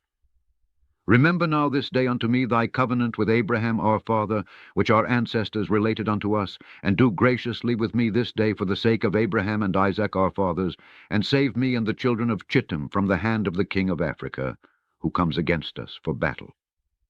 And the Lord hearkened to the voice of Zepho, and he had regard for him on account of Abraham and Isaac, and the Lord delivered Zepho and the children of Chittim from the hand of Angeas and his people. And Zepho fought Angeas, king of Africa, and all his people on that day. And the Lord gave all the people of Angeas into the hands of the children of Chittim. And the battle was severe upon Angeas. And Zepho smote all the men of Angeas and Lucus his brother with the edge of the sword. And there fell from them unto the evening of that day about 400,000 men. And when Angeas saw that all his men perished, he sent a letter to all the inhabitants of Africa to come to him, to assist him in the battle. And he wrote in the letter, saying, All who are found in Africa, let them come unto me from 10 years old and upward. Let them all come unto me, and behold, if he comes not, he shall die. And all that he has, with his whole household, the king will take. And all the rest of the inhabitants of Africa were terrified at the words of Angeas. And there went out of the city about 300,000 men and boys from 10 years upward, and they came to Angeas. And at the end of 10 days Angeas renewed the battle against Zepho and the children of Chittim. And the battle was very great and strong between them. And from the army of Angeas and Lucus Zepho sent many of the wounded unto his hand, about 2,000 men. And Sosiftar, the captain of the host of Angeas, fell in that battle. And when Sosiftar had fallen, the African troops turned their backs to flee, and they fled, and Angeas and Lucus his brother were with them. And Zepho and the children of Chittim pursued them, and they smote them still heavily on the road, about 200 men. And they pursued Asdrubal the son of Angeas, who had fled with his father. And they smote 20 of his men in the road, and Asdrubal escaped from the children of Chittim, and they did not slay him. And Angeas and Lucus his brother fled with the rest of their men, and they escaped and came into Africa with terror and consternation. And Angeas feared all the days lest Zepho the son of Eliphaz should go to war with him. Chapter 64. And Balaam the son of Beor was at that time with Angeas in the battle, and when he saw that Zepho prevailed over Angeas, he fled from there and came to Chittim. And Zepho and the children of Chittim received him with great honor, for Zepho knew Balaam's wisdom. And Zepho gave unto Balaam many gifts, and he remained with him. And when Zepho had returned from the war, he commanded all the children of Chittim to be numbered, who had gone into battle with him, and behold, not one was missed. And Zepho rejoiced at this thing, and he renewed his kingdom, and he made a feast to all his subjects. But Zepho remembered not the Lord, and considered not that the Lord had helped him in battle, and that he had delivered him and his people from the hand of the king of Africa, but still walked in the ways of the children of Chittim and the wicked children of Esau, to serve other gods which his brethren the children of Esau had taught him. It is therefore said, From the wicked goes forth wickedness. And Zepho reigned over all the children of Chittim securely, but knew not the Lord who had delivered him and all his people from the hand of the king of Africa. And the troops of Africa came no more to Chittim to plunder as usual, for they knew of the power of Zepho, who had smitten them all at the edge of the sword. So Angeas was afraid of Zepho, the son of Eliphaz, and of the children of Chittim all the days. At that time, when Zepho had returned from the war, and when Zepho had seen how he prevailed over all the people of Africa, and had smitten them in battle at the edge of the sword, then Zepho advised with the children of Chittim to go to Egypt, to fight with the sons of Jacob and with Pharaoh king of Egypt. For Zepho heard that the mighty men of Egypt were dead, and that Joseph and his brethren the sons of Jacob were dead, and that all their children, the children of Israel, remained in Egypt. And Zepho considered to go to fight against them and all Egypt, to avenge the cause of his brethren the children of Esau, whom Joseph with his brethren and all Egypt had smitten in the land of Canaan, when they went up to bury Jacob in Hebron. And Zepho sent messengers to Hadad, son of Bedad, king of Edom, and to all his brethren the children of Esau, saying, Did you not say that you would not fight against the king of Africa, for he is a member of your covenant? Behold, I fought with him and smote him and all his people. Now therefore I have resolved to fight against Egypt and the children of Jacob who are there, and I will be revenged of them for what Joseph, his brethren and ancestors, did to us in the land of Canaan, when they went up to bury their father in Hebron. Now then, if you are willing to come to me to assist me in fighting against them and Egypt, then shall we avenge the cause of our brethren. And the children of Esau hearkened to the words of Zepho, and the children of Esau gathered themselves together, a very great people, and they went to assist Zepho and the children of Chittim in battle. And Zepho sent to all the children of the east, and to all the children of Ishmael, with words like unto these. And they gathered themselves and came to the assistance of Zepho and the children of Chittim in the war upon Egypt. And all these kings, the king of Edom and the children of the east, and all the children of Ishmael, and Zepho the king of Chittim, went forth and arrayed all their hosts in Hebron. And the camp was very heavy, extending in length a distance of 3 days' journey, a people numerous as the sand upon the seashore, which cannot be counted. And all these kings and their hosts went down and came against all Egypt in battle, and encamped together in the valley of Pethros. And all Egypt heard their report, and they also gathered themselves together, all the people of the land of Egypt, and of all the cities belonging to Egypt, about 300,000 men. And the men of Egypt sent also to the children of Israel, who were in those days in the land of Goshen, to come to them in order to go and fight with these kings. And the men of Israel assembled, and were about 150 men, and they went into battle to assist the Egyptians. And the men of Israel and of Egypt went forth, about 300,000 men and 150 men. And they went towards these kings to battle, and they placed themselves from without the land of Goshen opposite Pethros. And the Egyptians believed not in Israel to go with them in their camps together for battle, for all the Egyptians said, Perhaps the children of Israel will deliver us into the hand of the children of Esau and Ishmael, for they are their brethren. And all the Egyptians said unto the children of Israel, Remain you here together in your stand, and we will go and fight against the children of Esau and Ishmael. And if these kings should prevail over us, then come you all together upon them, and assist us. And the children of Israel did so. And Zepho, the son of Eliphaz, the son of Esau, king of Chittim, and Hadad, the son of Bedad, king of Edom, and all their camps, and all the children of the east, and children of Ishmael, a people numerous as sand, encamped together in the valley of Pethros, opposite Tachpanches. And Balaam, the son of Beor, the Syrian, was there in the camp of Zepho, for he came with the children of Chittim to the battle. And Balaam was a man highly honored in the eyes of Zepho and his men. And Zepho said unto Balaam, try by divination for us, that we may know who will prevail in the battle, we or the Egyptians. And Balaam rose up, and tried the art of divination, and he was skillful in the knowledge of it. But he was confused, and the work was destroyed in his hand. And he tried it again, but it did not succeed. And Balaam despaired of it, and left it, and did not complete it. For this was from the Lord, in order to cause Zepho and his people to fall into the hand of the children of Israel, who had trusted in the Lord, the God of their ancestors, in their war. And Zepho and Hadad put their forces in battle array, and all the Egyptians went alone against them, about 300,000 men, and not one man of Israel was with them. And all the Egyptians fought with these kings opposite Pathros and Tachpanches, and the battle was severe against the Egyptians. And the kings were stronger than the Egyptians in that battle, and about 180 men of Egypt fell on that day, and about 30 men of the forces of the kings, and all the men of Egypt fled from before the kings. So the children of Esau and Ishmael pursued the Egyptians, continuing to smite them unto the place where was the camp of the children of Israel. And all the Egyptians cried unto the children of Israel, saying, Hasten to us, and assist us, and save us from the hand of Esau, Ishmael, and the children of Chitim. And the 150 men of the children of Israel ran from their station to the camps of these kings, and the children of Israel cried unto the Lord their God to deliver them. And the Lord hearkened to Israel, and the Lord gave all the men of the kings into their hand, and the children of Israel fought against these kings, and the children of Israel smote about 4,000 of the king's men. And the Lord threw a great consternation in the camp of the kings, so that the fear of the children of Israel fell upon them.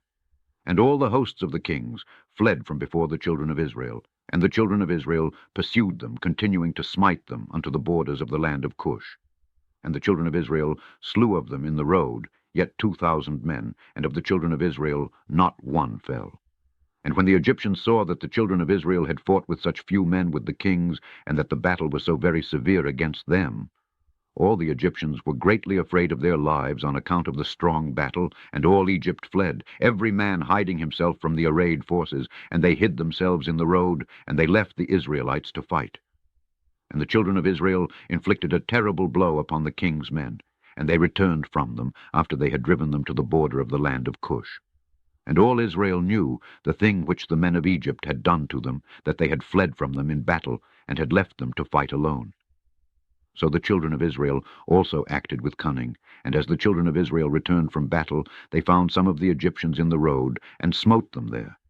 And whilst they slew them, they said unto them these words, Wherefore did you go from us, and leave us, being a few people, to fight against these kings who had a great people to smite us, that you might thereby deliver your own souls?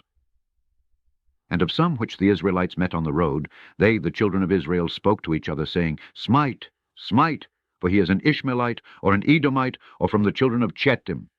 And they stood over him and slew him, and they knew that he was an Egyptian. And the children of Israel did these things cunningly against the Egyptians, because they had deserted them in battle, and had fled from them. And the children of Israel slew of the men of Egypt in the road in this manner about 200 men. And all the men of Egypt saw the evil which the children of Israel had done to them, so all Egypt feared greatly the children of Israel. For they had seen their great power, and that not one man of them had fallen. So all the children of Israel returned with joy on their road to Goshen, and the rest of Egypt returned each man to his place. Chapter 65. And it came to pass after these things, that all the counselors of Pharaoh, king of Egypt, and all the elders of Egypt assembled and came before the king, and bowed down to the ground, and they sat before him. And the counselors and elders of Egypt spoke unto the king, saying, Behold, the people of the children of Israel is greater and mightier than we are, and thou knowest all the evil which they did to us in the road when we returned from battle. And thou hast also seen their strong power, for this power is unto them from their fathers. For but a few men stood up against a people numerous as the sand, and smote them at the edge of the sword, and of themselves not one has fallen, so that if they had been numerous, they would then have utterly destroyed them. Now therefore give us counsel what to do with them, until we gradually destroy them from amongst us, lest they become too numerous for us in the land. For if the children of Israel should increase in the land, they will become an obstacle to us, and if any war should happen to take place, they with their great strength will join our enemy against us, and fight against us. Destroy us from the land, and go away from it." So the king answered the elders of Egypt, and said unto them, This is the plan advised against Israel, from which we will not depart. Behold, in the land are Pithom and Rameses, cities unfortified against battle. It behooves you and us to build them, and to fortify them. Now therefore go you also, and act cunningly toward them, and proclaim a voice in Egypt and in Goshen, at the command of the king, saying, All ye men of Egypt, Goshen, Pathros, and all their inhabitants. The king has commanded us to build Pithom and Rameses, and to fortify them for battle. Who amongst you of all Egypt, of the children of Israel, and of all the inhabitants of the cities, are willing to build with us, shall each have his wages given to him daily at the king's order. So go you first, and do cunningly, and gather yourselves, and come to Pithom and Rameses to build. And whilst you are building, cause a proclamation of this kind to be made throughout Egypt every day, at the command of the king. And when some of the children of Israel shall come to build with you, you shall give them their wages daily for a few days. And after they shall have built with you for their daily hire, drag yourselves away from them daily one by one in secret. And then you shall rise up, and become their taskmasters and officers, and you shall leave them afterward to build without wages, and should they refuse, then force them with all your might to build. And if you do this, it will be well with us to strengthen our land against the children of Israel, for on account of the fatigue of the building and the work, the children of Israel will decrease, because you will deprive them from their wives day by day. And all the elders of Egypt heard the counsel of the king, and the counsel seemed good in their eyes, and in the eyes of the servants of Pharaoh, and in the eyes of all Egypt, and they did according to the word of the king. And all the servants went away from the king, and they caused a proclamation to be made in all Egypt, in Tachpanches and in Goshen, and in all the cities which surrounded Egypt, saying, You have seen what the children of Esau and Ishmael did to us, who came to war against us, and wished to destroy us. Now therefore the king commanded us to fortify the land, to build the cities Pithom and Rameses, and to fortify them for battle, if they should again come against us. Whosoever of you from all Egypt and from the children of Israel will come to build with us, he shall have his daily wages given by the king, as his command is unto us. And when Egypt and all the children of Israel heard all that the servants of Pharaoh had spoken, there came from the Egyptians and the children of Israel to build with the servants of Pharaoh Pithom and Rameses, but none of the children of Levi came with their brethren to build. And all the servants of Pharaoh and his princes came at first with deceit to build with all Israel as daily hired laborers, and they gave to Israel their daily hire at the beginning. And the servants of Pharaoh built with all Israel, and were employed in that work with Israel for a month. And at the end of the month all the servants of Pharaoh began to withdraw secretly from the people of Israel daily. And Israel went on with the work at that time, but they then received their daily hire, because some of the men of Egypt were yet carrying on the work with Israel at that time. Therefore the Egyptians gave Israel their hire in those days, in order that they, the Egyptians their fellow workmen, might also take the pay for their labor. And at the end of a year and 4 months all the Egyptians had withdrawn from the children of Israel, so that the children of Israel were left alone engaged in the work. And after all the Egyptians had withdrawn from the children of Israel, they returned and became oppressors and officers over them. And some of them stood over the children of Israel as taskmasters, to receive from them all that they gave them for the pay of their labor. And the Egyptians did in this manner to the children of Israel day by day, in order to afflict in their work. And all the children of Israel were alone engaged in the labor, and the Egyptians refrained from giving any pay to the children of Israel from that time forward. And when some of the men of Israel refused to work on account of the wages not being given to them, then the exactors and the servants of Pharaoh oppressed them, and smote them with heavy blows, and made them return by force, to labor with their brethren. Thus did all the Egyptians unto the children of Israel all the days. And all the children of Israel were greatly afraid of the Egyptians in this matter. And all the children of Israel returned and worked alone without pay. And the children of Israel built Pithom and Rameses, and all the children of Israel did the work, some making bricks and some building, and the children of Israel built and fortified all the land of Egypt and its walls, and the children of Israel were engaged in work for many years, until the time came when the Lord remembered them and brought them out of Egypt. But the children of Levi were not employed in the work with their brethren of Israel, from the beginning unto the day of their going forth from Egypt.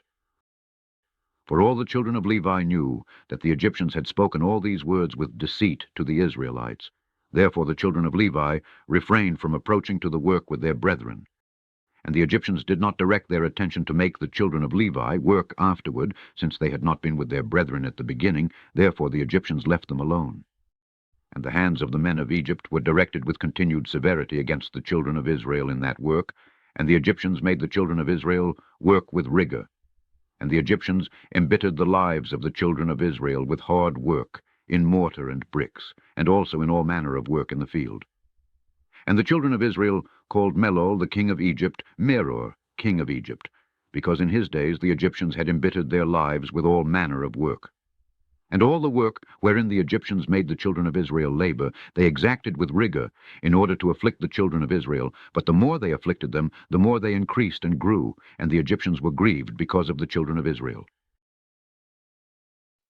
Chapter 66. At that time died Hadad the son of Bedad king of Edom, and Samlah from Mesreka, from the country of the children of the east, reigned in his place. In the 13th year of the reign of Pharaoh king of Egypt, which was the 125th year of the Israelites going down into Egypt, Samlah had reigned over Edom 18 years. And when he reigned, he drew forth his hosts to go and fight against Zepho the son of Eliphaz and the children of Chittim, because they had made war against Angeas king of Africa, and they destroyed his whole army. But he did not engage with him, for the children of Esau prevented him, saying he was their brother. So Samlah listened to the voice of the children of Esau, and turned back with all his forces to the land of Edom, and did not proceed to fight against Zepho the son of Eliphaz. And Pharaoh king of Egypt heard this thing, saying, Samlah king of Edom has resolved to fight the children of Chittim, and afterward he will come to fight against Egypt. And when the Egyptians heard this matter, they increased the labor upon the children of Israel, lest the Israelites should do unto them as they did unto them in their war with the children of Esau in the days of Hadad. So the Egyptians said unto the children of Israel, Hasten and do your work, and finish your task, and strengthen the land, lest the children of Esau your brethren should come to fight against us, for on your account will they come against us. And the children of Israel did the work of the men of Egypt day by day, and the Egyptians afflicted the children of Israel, in order to lessen them in the land. But as the Egyptians increased the labor upon the children of Israel, so did the children of Israel increase and multiply, and all Egypt was filled with the children of Israel. And in the 125th year of Israel's going down into Egypt, all the Egyptians saw that their counsel did not succeed against Israel, but that they increased and grew, and the land of Egypt and the land of Goshen were filled with the children of Israel. So all the elders of Egypt and its wise men came before the king, and bowed down to him and sat before him. And all the elders of Egypt and the wise men thereof said unto the king, May the king live forever. Thou didst counsel us the counsel against the children of Israel, and we did unto them according to the word of the king. But in proportion to the increase of the labor, so do they increase and grow in the land, and behold, the whole country is filled with them. Now therefore, our Lord and King, the eyes of all Egypt are upon thee to give them advice with thy wisdom, by which they may prevail over Israel to destroy them, or to diminish them from the land. And the king answered them, saying, Give you counsel in this matter, that we may know what to do unto them. And an officer, one of the king's counselors, whose name was Job, from Mesopotamia in the land of Uz, answered the king, saying, If it please the king, let him hear the counsel of his servant. And the king said unto him, Speak. And Job spoke before the king, the princes, and before all the elders of Egypt, saying, Behold, the counsel of the king, which he advised formerly respecting the labor of the children of Israel, is very good, and you must not remove from them that labor forever. But this is the advice counseled by which you may lessen them, if it seems good to the king to afflict them. Behold, we have feared war for a long time, and we said, When Israel becomes fruitful in the land, they will drive us from the land, if a war should take place. If it please the king, let a royal decree go forth, and let it be written in the laws of Egypt, which shall not be revoked, that every male child born to the Israelites, his blood shall be spilled upon the ground. And by your doing this, when all the male children of Israel shall have died, the evil of their wars will cease. Let the king do so, and send for all the Hebrew midwives, and order them in this matter to execute it. So the thing pleased the king and the princes, and the king did according to the word of Job. And the king sent for the Hebrew midwives to be called, of which the name of one was Shepherah, and the name of the other Puah. And the midwives came before the king, and stood in his presence. And the king said unto them, When you do the office of a midwife to the Hebrew women, and see them upon the stools, if it be a son, then you shall kill him. But if it be a daughter, then she shall live. But if you will not do this thing, then will I burn you up and all your houses with fire. But the midwives feared God, and did not hearken to the king of Egypt, nor to his words. And when the Hebrew women brought forth to the midwife son or daughter, then did the midwife do all that was necessary to the child, and let it live. Thus did the midwives all the days. And this thing was told to the king, and he sent and called for the midwives, and he said to them, Why have you done this thing, and have saved the children alive? And the midwives answered and spoke together before the king, saying, Let not the king think that the Hebrew women are as the Egyptian women, for all the children of Israel are hale. And before the midwife comes to them, they are delivered. And as for us thy handmaids, for many days no Hebrew woman has brought forth upon us. For all the Hebrew women are their own midwives, because they are hale. And Pharaoh heard their words, and believed them in this matter. And the midwives went away from the king, and God dealt well with them, and the people multiplied and waxed exceedingly. Chapter 67. There was a man in the land of Egypt of the seed of Levi, whose name was Amram, the son of Kehath, the son of Levi, the son of Israel. And this man went and took a wife, namely Jochebed, the daughter of Levi, his father's sister, and she was 126 years old, and he came unto her. And the woman conceived and bare a daughter, and she called her name Miriam, because in those days the Egyptians had embittered the lives of the children of Israel. And she conceived again and bare a son, and she called his name Aaron, for in the days of her conception Pharaoh began to spill the blood of the male children of Israel. In those days died Zepho, the son of Eliphaz, son of Esau, king of Chittim, and Janeas reigned in his stead. And the time that Zepho reigned over the children of Chittim was 50 years, and he died and was buried in the city of Nabna in the land of Chittim. And Janeas, one of the mighty men of the children of Chittim, reigned after him, and he reigned 50 years. And it was after the death of the king of Chittim that Balaam, the son of Beor, fled from the land of Chittim, and he went and came to Egypt, to Pharaoh, king of Egypt. And Pharaoh received him with great honor, for he had heard of his wisdom, and he gave him presents, and made him for a counselor, and aggrandized him. And Balaam dwelt in Egypt, in honor with all the nobles of the king, and the nobles exalted him, because they all coveted to learn his wisdom. And in the 130th year of Israel's going down to Egypt, Pharaoh dreamed that he was sitting upon his kingly throne, and lifted up his eyes, and saw an old man standing before him. And there were scales in the hands of the old man, such scales as are used by merchants. And the old man took the scales, and hung them before Pharaoh. And the old man took all the elders of Egypt, and all its nobles and great men, and he tied them together, and put them in one scale. And he took a milk kid, and put it into the other scale, and the kid preponderated over all. And Pharaoh was astonished at this dreadful vision, why the kid should preponderate over all. And Pharaoh awoke, and behold, it was a dream. And Pharaoh rose up early in the morning, and called all his servants, and related to them the dream, and the men were greatly afraid.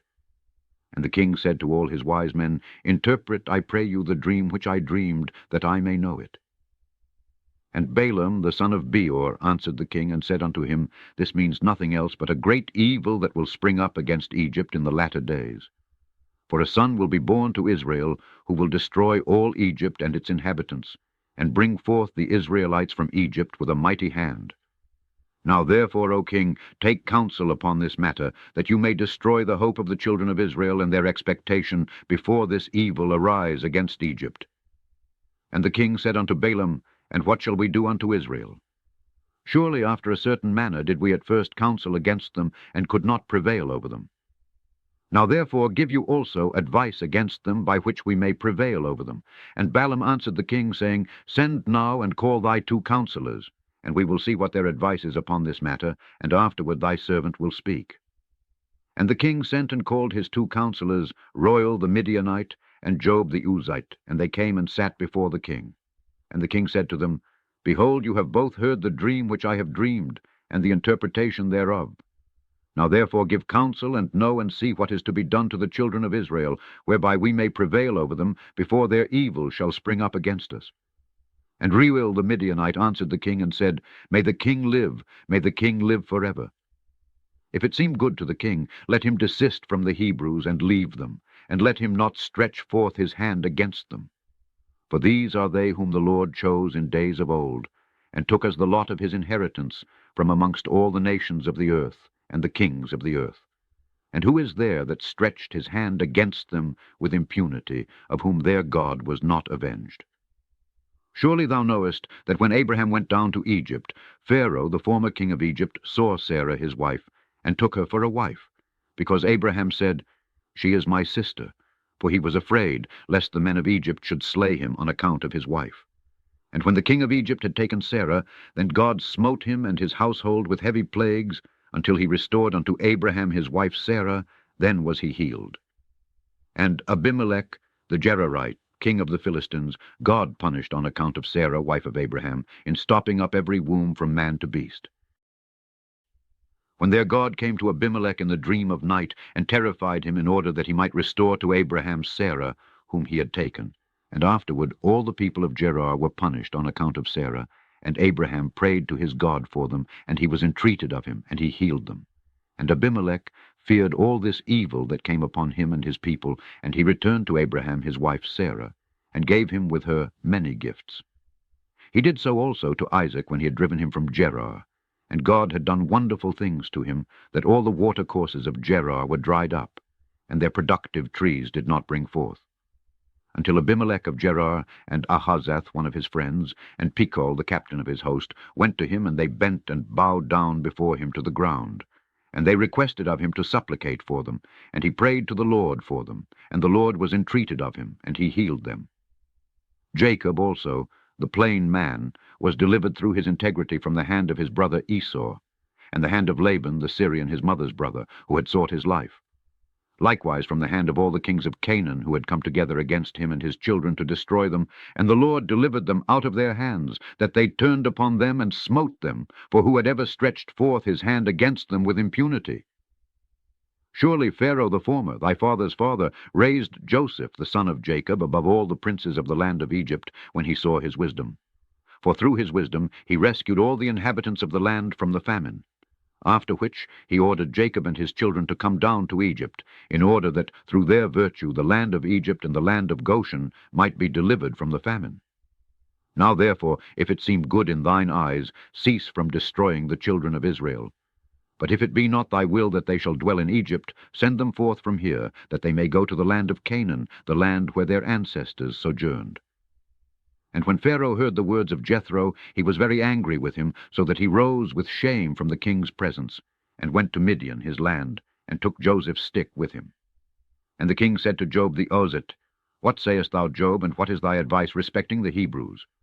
So Job said to the king, Behold, all the inhabitants of the land are in thy power. Let the king do as it seems good in his eyes. And the king said unto Balaam, What dost thou say, Balaam? Speak thy word, that we may hear it.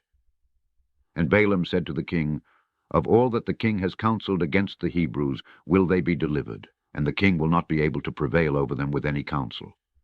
For if thou thinkest to lessen them by the flaming fire, thou canst not prevail over them, for surely their God delivered Abraham their father from Ur of the Chaldeans.